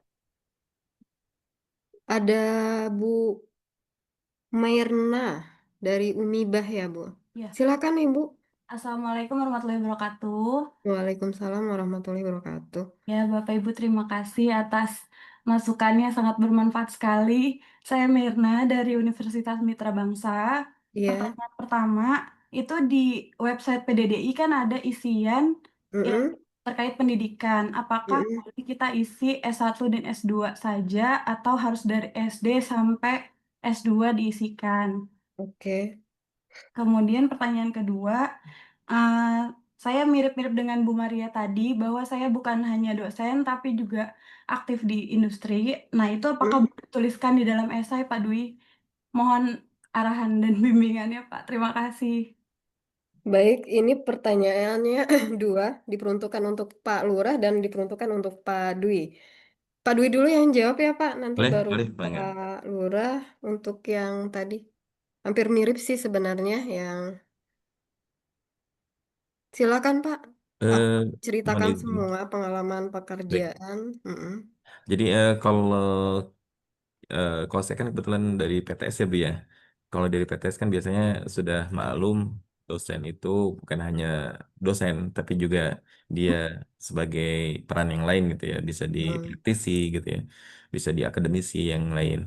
Nah itu tidak apa-apa Bu, diceritakan saja sebagai Oh, iya. poin Bentuk kekuatannya. organisasi ya Pak ya? Iya Bu, betul. Sehingga nanti kemudian bisa menambah bahwa tetap walaupun ibu di bidang industri misalnya, tetap komitmen untuk kembali lagi ke instansi asal itu harus dipertegas. Ya artinya, ya ibu ceritakan bagaimana kalau misalnya memilih gitu ya antara tetap di instansi, saya lebih tetap memilih di instansi gitu ya. Jadi itu yang kemudian menjamin bahwa ibu akan tetap bisa layak untuk kemudian diterima di beasiswa ini gitu. Ya artinya pemberi beasiswanya yakin bahwa ibu tetap akan bisa berkarir di bidang kedosenan ini gitu tuh. Baik, berarti final goals-nya harus di dunia pendidikan Dunia gitu ya akademisi, Pak. ya betul. Namun boleh di esai boleh saya kombinasikan pengalaman Sebagai saya juga di situ. betul sebagai nilai tambahnya gitu ya. Baik, baik Bapak, terima kasih. Sama-sama. Lanjut ke Pak Lurah. Izin Pak Lurah. menambahkan Ya. terkait yang ini mungkin ya Bu, izin Oh menambahkan iya, bagi silakan Bu Mary. calon awardee yang mungkin juga bekerja sebagai Gimana sharing Bu? juga.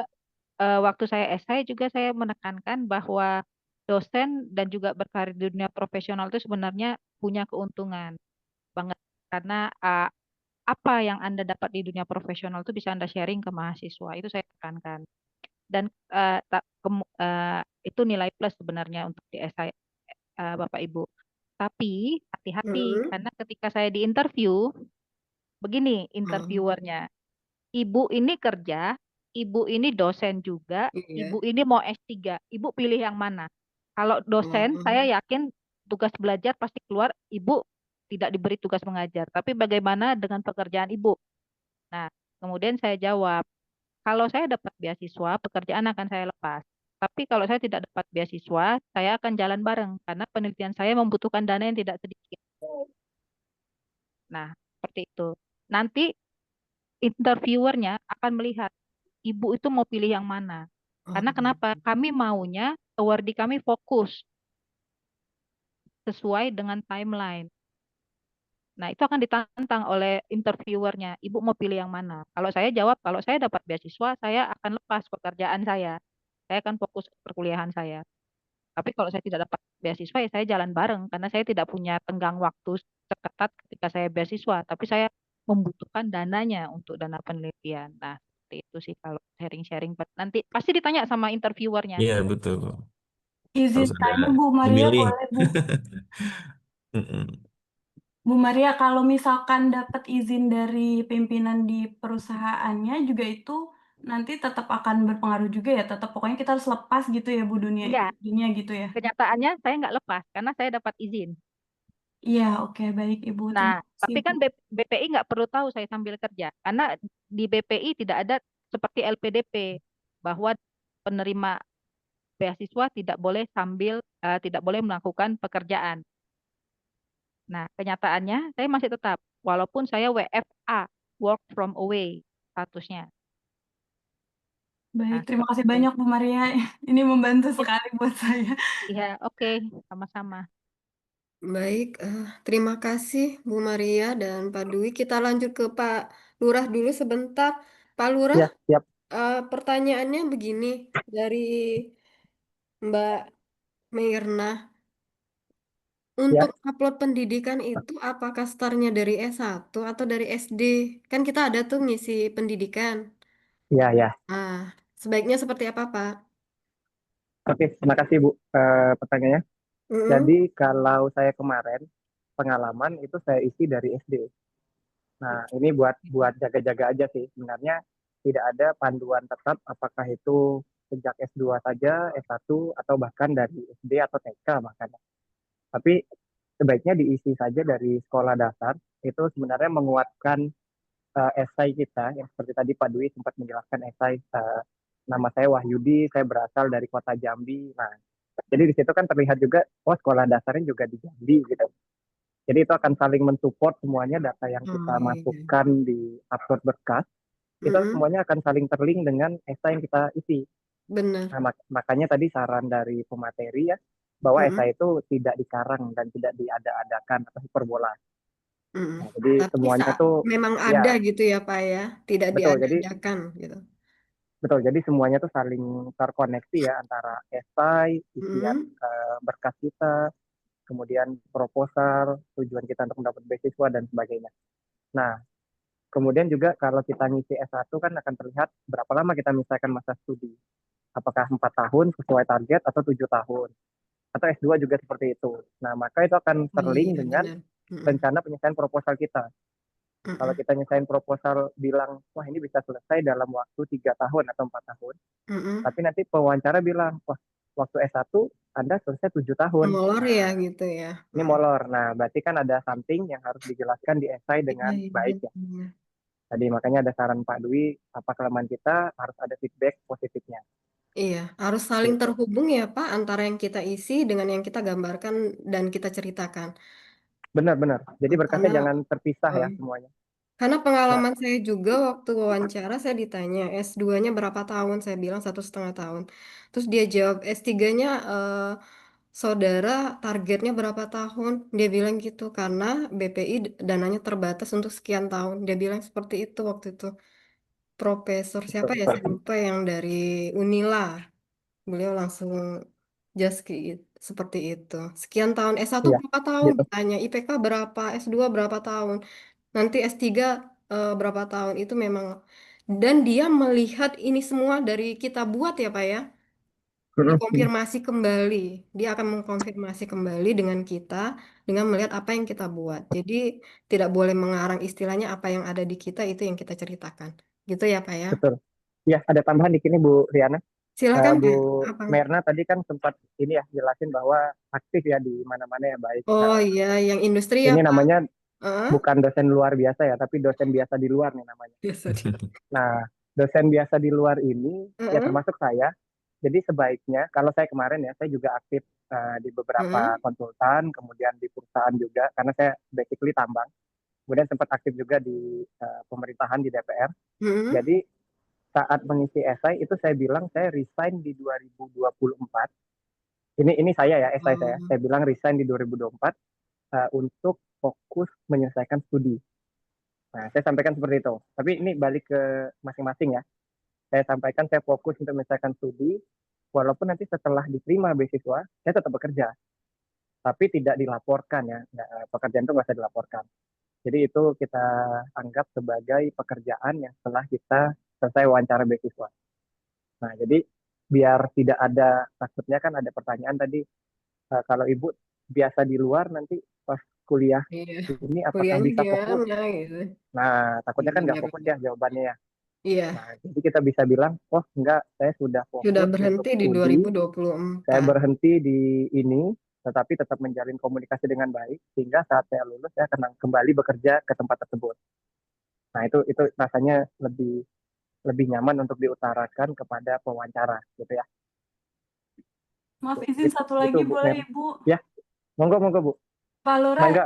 tapi nanti kan di esai kita tuliskan tuh ya masih aktif di industri. Di isian pengalaman kerja berarti boleh diisikan juga, bukan hanya dosen saja, gitu. Oh iya, kalau di pengalaman kerja saya bahkan lebih dari 45 rasanya. Oke, Dan baik. itu saya bikin ada yang sampai sekarang, tapi berhenti di 2024 saat saya akan kuliah gitu. Baik. Terima Kayak kasih gitu. banyak Bapak. Jadi biarin aja pekerjaan itu menjadi nilai plus kita di dalam pemberkasan ya. Tetapi jangan sampai itu nanti di counter back sama si pewawancara. Baik. Terima Oke, kasih gitu ya banyak Bu Mirna. Bapak, Ibu. Siap, sama-sama. Baik, terima kasih Ya, Pak Bu Lurah. Riana. Ya, kita lanjut. Ini ada 4 eh, audiens lagi, Ibu Desi, Pak Iras, Bu Yulia, dan Pak Zainur. Kita mulai di Bu Desi. Silakan Ibu pertanyaannya. Eh, Iya, Assalamualaikum Bapak Ibu. Terima kasih atas kesempatannya. Iya, Izin bertanya, mungkin ini ditujukan ke Pak Lurah ya, Pak Lurah. iya. Heeh.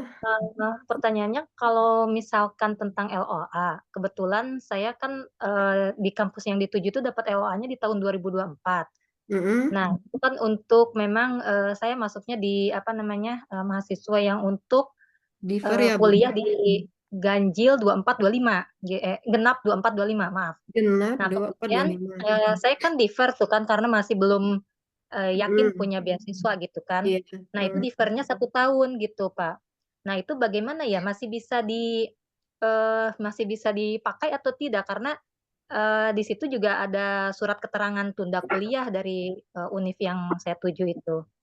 Maksimum sampai genap 25-26. Jadi maksimum saya bisa kuliah itu Januari 2026, seperti itu. Ya. Heeh. Langsung dijawab ya Bu Riana. Iya, langsung Pak. Ya, Bu Jelas Desi. ya Pak ya punten, tadi pertanyaannya ya. Jelas. Siap. Oke, Bu siap Desi Pak. ini ke kampus mana ya? Kebetulan ke UI, Pak. Ke UI ya. Nah, itu perlu dikomunikasikan sama UI. Jadi saya baca jelas di panduan bahwa beasiswa PDDI ini hanya untuk yang intake ganjil 2025-2026. Berarti harus kuliah September ini. Nah, kalau Ibu bilang tadi surat defernya sampai dengan Januari 2026 ya, kalau genap, itu saya rasa bakal gagal berkas, Bu. Karena gini, waktu BPI kemarin, itu sempat ada kasus salah apa ya, bunyi berkasnya benar, tetapi saat mengisi di isiannya itu ditulis bahwa dia mulai kuliah di genap, padahal dia di ganjil. Gitu. Jadi apa ya, LOA-nya tuh berbunyi ganjil, tapi dia mengisi di isian itu akan kuliah mulai genap.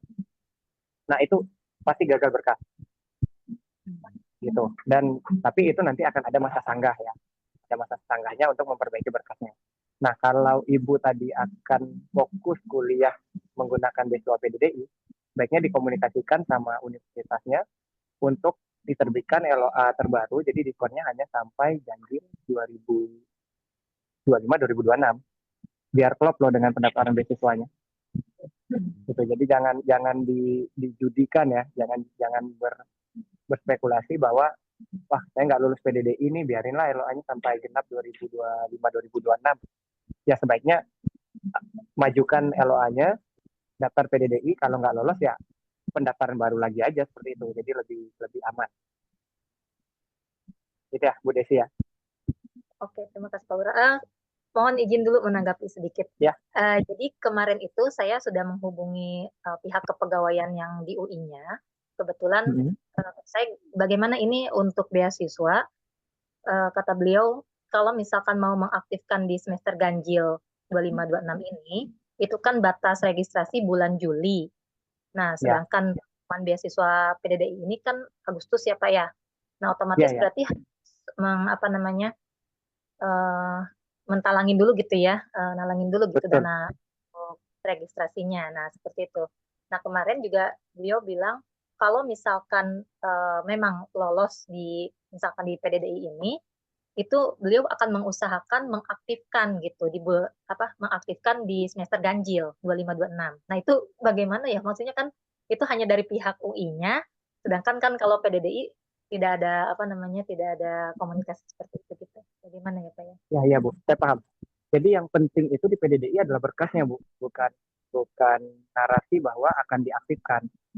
Jadi berkasnya LOA itu yang harus aktif di ganjil 2025-2026.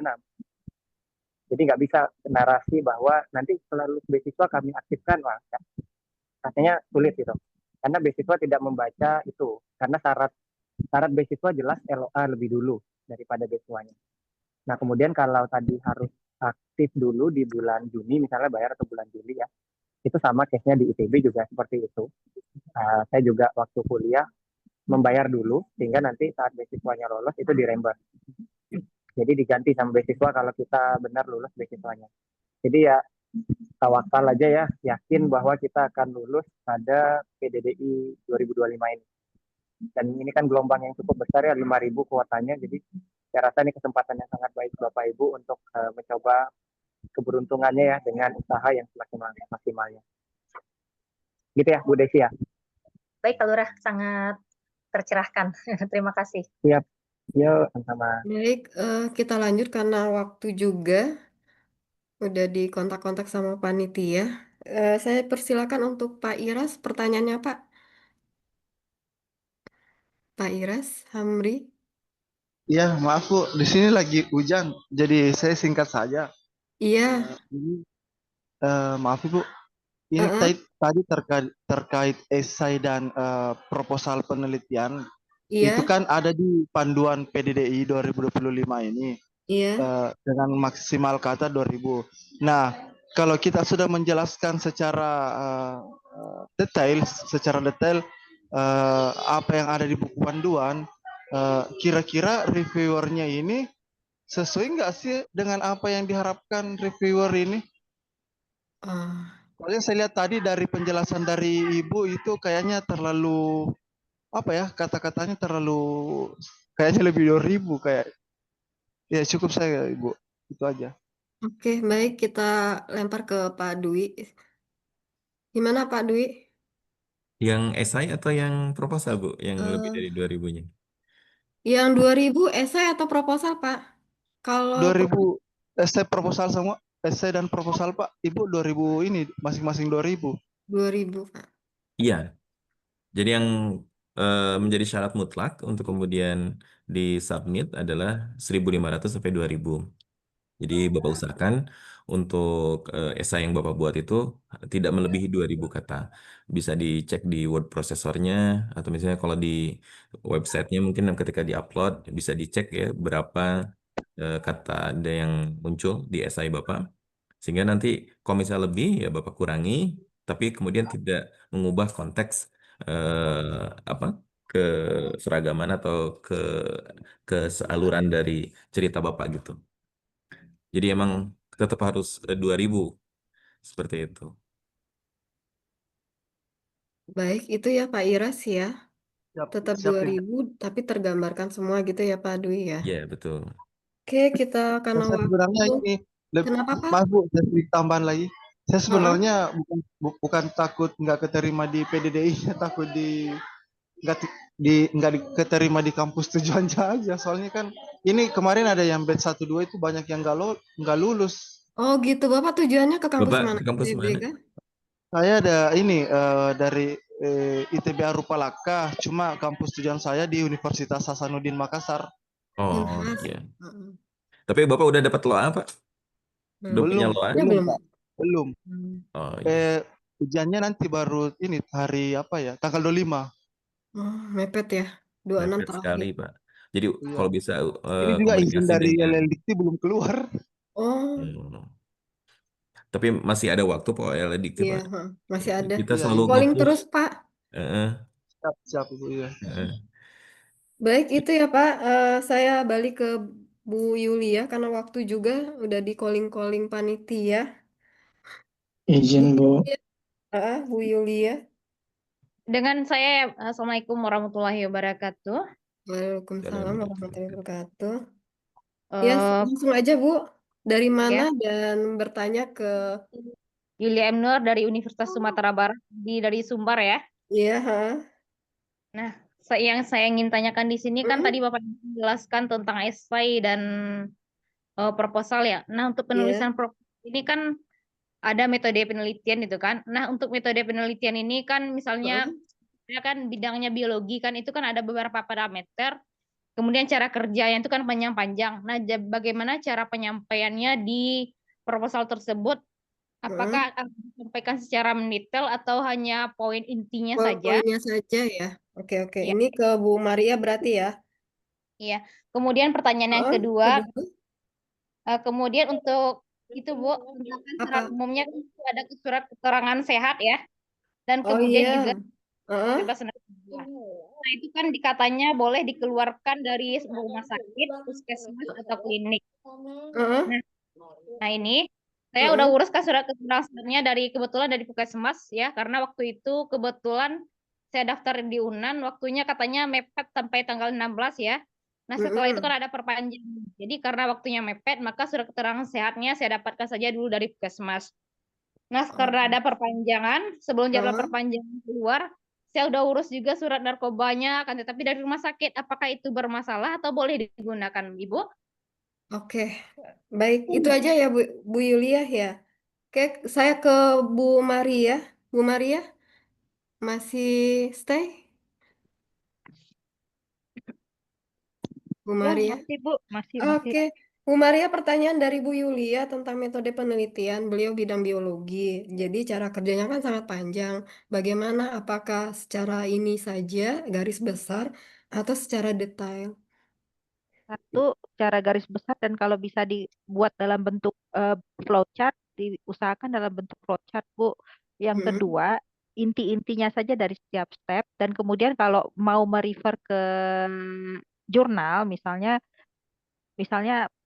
parameter A, cara mendapatkannya misalnya pakai 2 kalimat, eh, di- detail merefer ke jurnal nomor berapa yang di daftar pustaka Ibu gitu. Nah, seperti itu Bu untuk ininya. Dan kemudian ada flowchart. Iya, kan gampang. Masih gampang ya, saya bisa. Kan gampang. Oh, iya, iya susah. Iya susah. Oke, baik.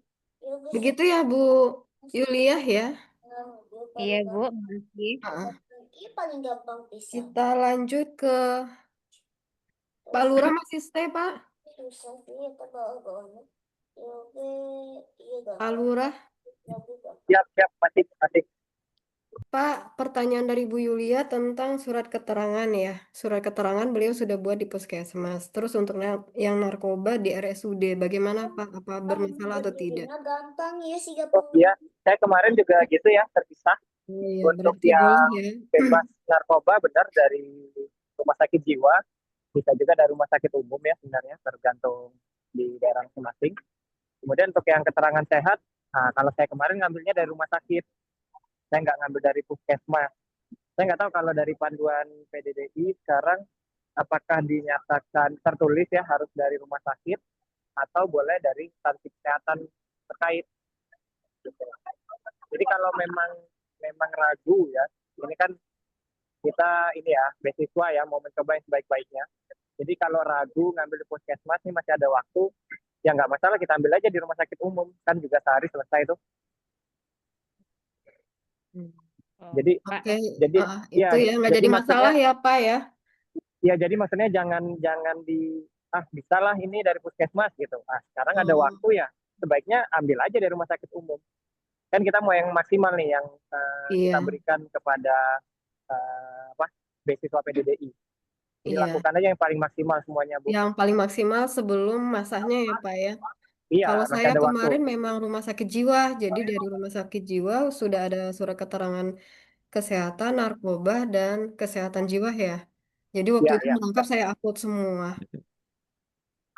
Oh, berarti Gitu ya, kalau Bu. rumah beda boleh ya, Bu ya? Berarti yang penting rumah sakit umum berarti boleh ya? Boleh, Boleh, Bu. boleh. Boleh. Berbeda boleh. Satu lagi Pak, maaf Pak baru tadi ingat. Nah Ya, kan di sini silakan. kan secara umum yang paling sedikit surat rekomendasi dosennya kan 1 kan. Jadi kalau yang lebihnya boleh berapa? Wah, saya kemarin sampai 3, Bu. Oh 3. Berarti Saya boleh kemarin ya? sampai 3. Boleh lebih dari 1, tidak disampaikan maksimal, tapi ya jangan juga sampai lebih dari 5 kan, nggak ada fungsinya juga. Usahakan salah satu itu dari profesor sebaiknya. Oh gitu. Yang penting ukuran filenya tidak melebihi dari batas yang telah ditentukan. Apa Iya. tuh yang batasan, Bu? Oh, kan Apa? di uploadan ada kan ukuran filenya maksimalnya nggak salah Oh 2 iya. MB. Oh iya, kalau PDF mah bisa banyak, Bu, sebenarnya kan nanti di kompres ke PDF sebenarnya bisa lebih dari 3. Gitu. Berarti nggak, yang penting nggak melebihi dari batas file yang telah ditentukan berarti ya. Iya, benar. Ya, makasih banyak Bapak Ibu. Oke, Siap, baik kita sama-sama. lanjut ya ke Pak Lurah, kita lanjut atau bagaimana Pak? Ya silahkan kalau memang masih asik, terus dimangga, tapi dibatasin aja nanti mungkin yang lain ada agenda juga. Nanti kita bisa lanjut di grup ya, bisa yang masih ada pertanyaan bisa ditanya di grup WhatsApp, nanti kita jawab perlahan satu-satu. Ini batasnya kayak mana Pak? Silakan mungkin 1-2 pertanyaan lagi, silakan. Ini sisa loh. Oh gitu, berarti urutannya ada Pak Afan. Oh iya, ini ada grup hanya admin yang bisa kirim ya, nanti kita rubah ya, nanti bisa semuanya chat di sana dan kita coba jawab secara teks ya. Oh iya, ada Pak Afan. Ya, oke. Baik, Silakan Ibu. Pak. Ya, makasih Bu Riana dan juga Pak Lurah. Perkenalkan saya Afan dari STTMI Bandung, Bu. Jadi ini cepat saja mungkin ya. Terkait dengan penelitian, Ibu. Ini kan kita juga mungkin baru ya ikut di beasiswa ini dan mungkin kita masih menimbang-nimbang nih Bu untuk membuat proposal. Nah, ini kan salah satu aspek yang kita perhitungkan juga adalah dari biaya ya Bu ya. Seperti itu biaya. Nah, ini ada nggak ya kira-kira gambaran biayanya untuk beasiswa khususnya penelitian itu yang bisa kita dapatkan gitu. Karena kan kalau saya pribadi, saya memang full rencana itu mau dari beasiswa gitu Bu. Jadi tidak ada rencana untuk nanti mengajukan dana hibah dan sebagainya untuk saat ini mah. Nah itu saya butuh Bu, barangkali boleh di-share info biaya tadi supaya saya nanti bisa menyesuaikan dengan bobot penelitian gitu. Seperti itu Bu. Oke, baik. Ke Bu Maria ya. Bu Maria? Itu satu Bu. Sama satu lagi Bu, Oh maaf. iya. Ya sekalian. Nah, terkait dengan asesor Bu, nanti pas interview ya. Ini kan Iya. kita berbagai jurusan dan ini juga mau masuk ITB. Nah, asesor dari diktinya, dari PDDI-nya itu nanti apakah itu satu bidang Bu dengan jurusan yang kita tuju gitu. Karena kan nanti terkait dengan proposal ya Bu ya. Nah itu apakah orang yang interview tentang proposal kita itu juga adalah orang yang satu bidang dengan Satu bidang atau keilmuan tidak kita ya. gitu seperti itu. Ya. Baik. Kita langsung ke Bu Maria dulu untuk proposal. Bu Maria, masih stay Bu? Oh, masih Bu, siap. Eh, Pertanyaan dari Pak Afan, Bu, tentang biaya proposal, bagaimana nantinya? oh, itu berarti dana penelitian. Mungkin Pak Lurah ada info Pak tidak Lurah Pak ya, dana langsung ke Pak Ah, Lurah ah, ya. Pak untuk Lurah, PPDI? Berapa Ya, halo, gimana? untuk dana dana proposal, penelitian Pak? Pak, jadi nanti Dana penelitian ini Pak, Ibu iya dana jadinya. penelitian, karena kan dia biar Pak Afan bisa memprediksi nanti yang dia buat untuk sebagai proposalnya berapa biayanya seperti itu. Siap. Oke, ini Terus menarik. sekalian Ini Pak, yang asesor interview Pak, apakah oke, satu bidang sekali jawab atau ya. ya sekali jawab langsung Pak. Ya, oke, ini menarik nih Pak. Saya pernah di posisi yang sama dengan Bapak. Jadi saya dengan PD-nya menyatakan bahwa beasiswa ini tidak cukup dengan target biaya proposal saya. Nah, waktu itu saya sempat ikut mock up ya. Jadi waktu mock up saya sampaikan seperti itu dan ditegur sama teman-teman. Jadi benar ternyata teguran itu bahwa sebaiknya di proposal itu anggaran yang kita sampaikan itu tercukupi dengan beasiswa itu. Karena apa? Waktu wawancara saya ditanya, apakah dana yang kami berikan dari BPI ini mencukupi dalam riset Bapak? Nah, itu kalau kita jawab tidak mencukupi, maka dia akan bilang kenapa ngambil beasiswa kita kalau nggak cukup, artinya banyak beasiswa lainnya. Tapi kalau kita bilang, oh ini hanya bisa mengcover 50% dan 50%-nya kita cari dari luar, itu juga nggak baik. Jadi jawaban yang tepat adalah bahwa proposal kita itu tercukupi dengan dana beasiswa PDDI yang akan diberikan. Nah, kalau estimasi saat BPI kemarin ataupun LPDP kita bisa berkaca dari situ bahwa anggaran riset itu berkisar antara 50 hingga 75 juta. Nah, jadi sebisa mungkin kita buat anggaran itu mendekati daripada biaya yang bisa diberikan oleh beasiswa. Gitu ya. Jadi saat wawancara misalnya ditanya, bisa nggak dana ini tercukupi dalam proposal Bapak? Jawabannya, wah sangat bisa dan saya sangat membutuhkan dana tersebut untuk menyelesaikan studi saya selama 1 jam. Itu terkait dana ya. Kemudian untuk yang promotor ya. Nah di interviewer Pak. Ya, interviewer ya. Jadi saat ngisi saat wawancara, saat wawancara, betul. Saya punya trik waktu itu, kita bilang Apakah kita satu punya bidang calon, dengan kita gitu Pak? Ya, saya pertama jawab dulu, saya punya calon promotor dari luar.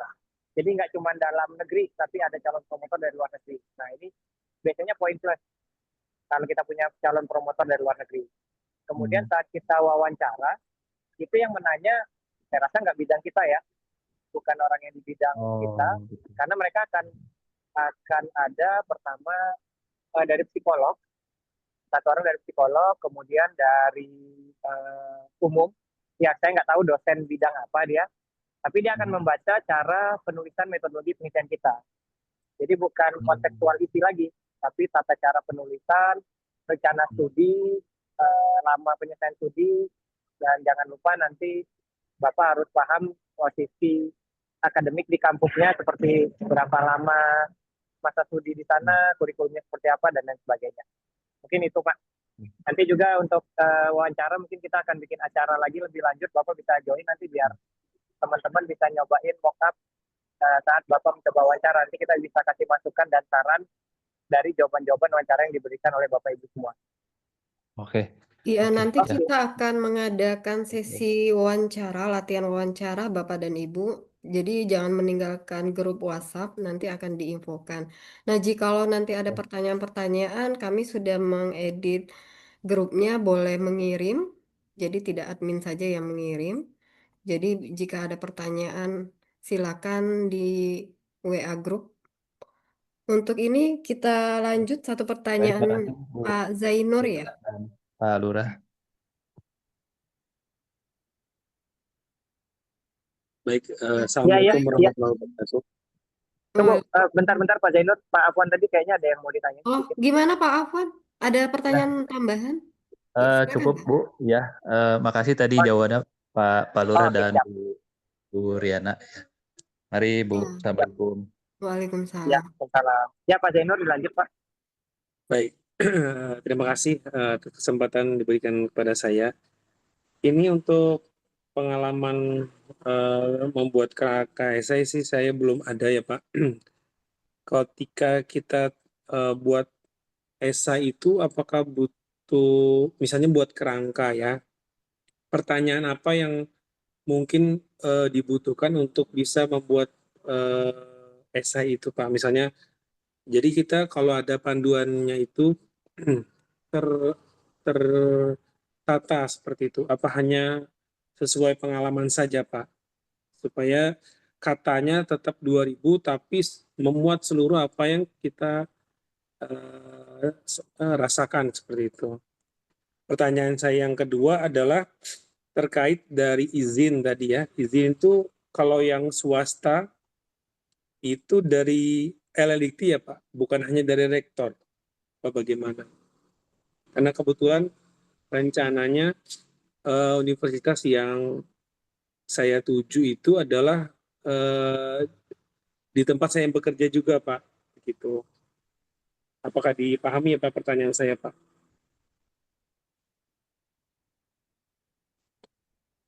Halo. Ya, itu mungkin Pak Dwi ya, kita jawab Pak Dwi. Iya, Ya, lanjut Pak Ya. Dwi.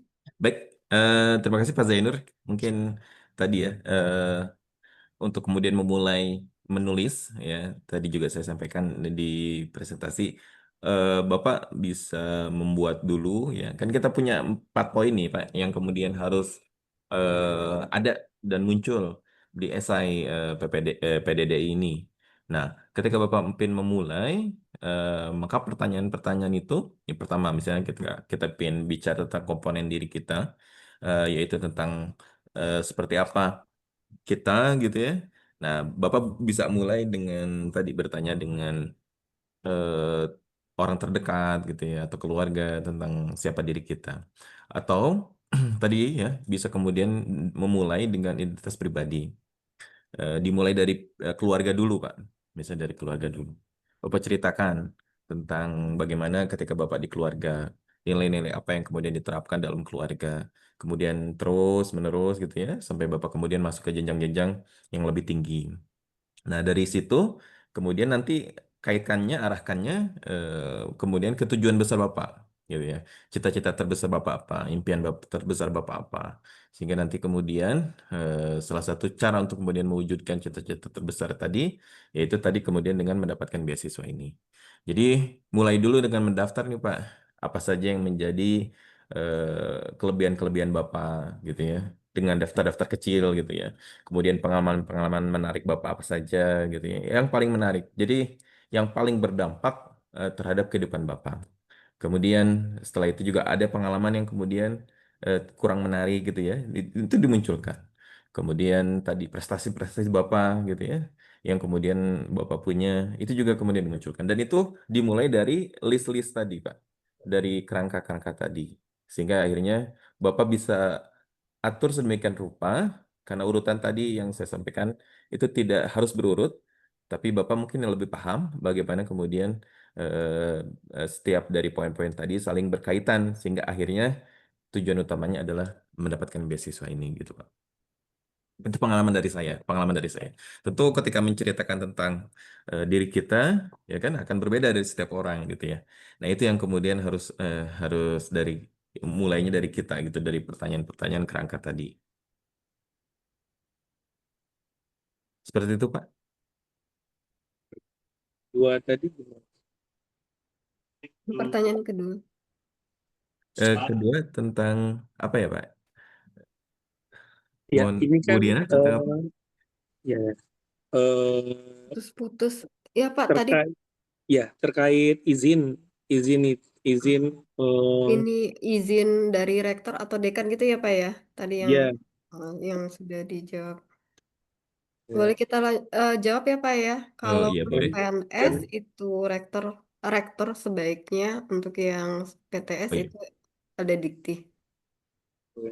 Dan untuk kalau yang PTS, lampirkan juga yang rektornya, Pak. Jadi rektor sama Tetap ya LNDT. dilampirkan ya Pak. Tetap dilampirkan juga. Ya, kebetulan yang universitas yang istilahnya S3 yang saya tuju itu adalah di tempat saya bekerja Pak, karena tempat saya bekerja itu udah ada S3-nya seperti itu. Bisa ya berarti? Bisa, Pak, bisa. tinggal nanti kita argumentasi saja ketika misalnya Bapak lolos di tahap wawancara, kenapa menuju ke universitas yang Bapak tujukan, itu kan jadi pertanyaan. Seperti saya contoh waktu ketika ditanya, kenapa saya milih ITB, padahal dari UPI, kemudian S1 saya dari Unpad. Nah, saya bilang saya ingin circle yang berbeda. Nah, itu kan jadi alasan paling logis untuk kemudian ke pewawancara bahwa saya ingin circle yang berbeda, dan itu akan menjadi jawaban yang paling logis walaupun itu sama-sama di Bandung gitu kan, itu kan sama di Bandung. Nah, Bapak tolong siapkan nanti jawabannya yang paling logis, apa argumentasi kenapa Bapak memilih S3 di tempat Bapak bekerja gitu, sehingga harapannya Bapak bisa kaitkan itu sama komitmen tadi Pak, komitmen untuk kembali lagi ke instansi gitu dan memajukan instansi gitu. Jadi kalau bisa diperkuat di alasan tadi, bahwa dengan saya S3 di tempat saya bekerja, ya tadi akhirnya instansi saya bisa tetap dimajukan gitu. Jadi harapan saya bisa seperti itu. Baik, terima kasih Pak atas Ya, teman. sarannya. Kak Zainur. Baik, untuk karena waktunya juga sudah malam, kita akan melanjutkan ada sesi wawancara. Nanti Bapak dan Ibu boleh ikut bergabung kembali, dan jika ada pertanyaan kita tunggu di WhatsApp. Dan untuk yang sudah mengumpulkan proposal dan esai akan kami kirim via email masing-masing yang sudah direview oleh tim panitia. Saya minta closing statement dari Pak narasumber. Pertama Pak Lurah terlebih dahulu, habis itu Pak Dwi dan Bu Maria. Pak Lurah atau Pak Dwi terlebih dahulu? Ya, siap. Boleh. Oh, Pak Lurah dulu. Pak Lurah atau Ya. Pak Dwi? Kayaknya closing statement satu aja ya dari Pak Dwi aja misalnya ya. Oh, boleh. Namanya closing ya. Iya. Ya. Kalau Ya, mau silakan Pak Dwi. tiga-tiganya nggak apa-apa. Tiga-tiganya nggak apa-apa ya Bu. Iya, karena sudah memberikan kontribusi juga pada malam hari ini. Biar Siap, siap. memberikan semangat pada ini calon-calon awardee PDDI, Pak. Biar Ya. terus maju Oke lah, gitu, kalau gitu tidak saya dengan ringkas aja Bu mendengar ya. malah mundur gitu maksudnya. Silakan, Pak. Siap, siap. Saya ringkas aja mungkin buat Iya. Bapak Ibu semua ya. Masih ada waktu buat kita semua mencoba memberikan hal yang paling maksimal. Jadi usahakan pendaftaran ini ada waktu panjang gunakan untuk memaksimalkan seluruhnya. Baik berkas-berkas yang akan disubmit, mental, kemudian esai dan proposal. Jadi semangat Bapak Ibu semua, kuota menunggu sangat banyak, jangan sampai kita gagal dan kecewa hanya karena wah saya belum maksimal hari ini.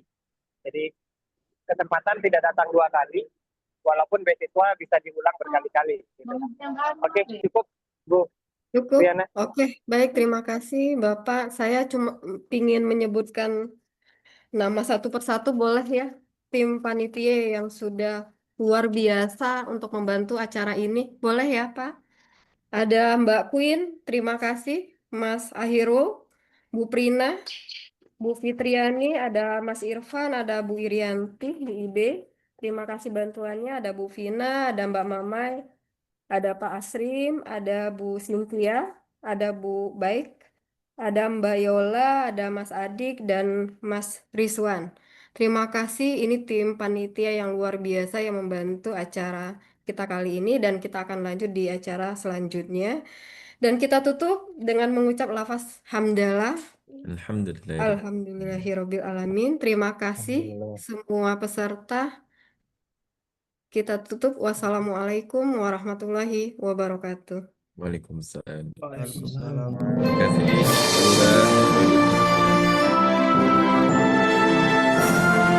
Terima kasih Bapak Ibu semua. Wahai cendekia bangsa dari seluruh Nusantara, teguhkan tekad di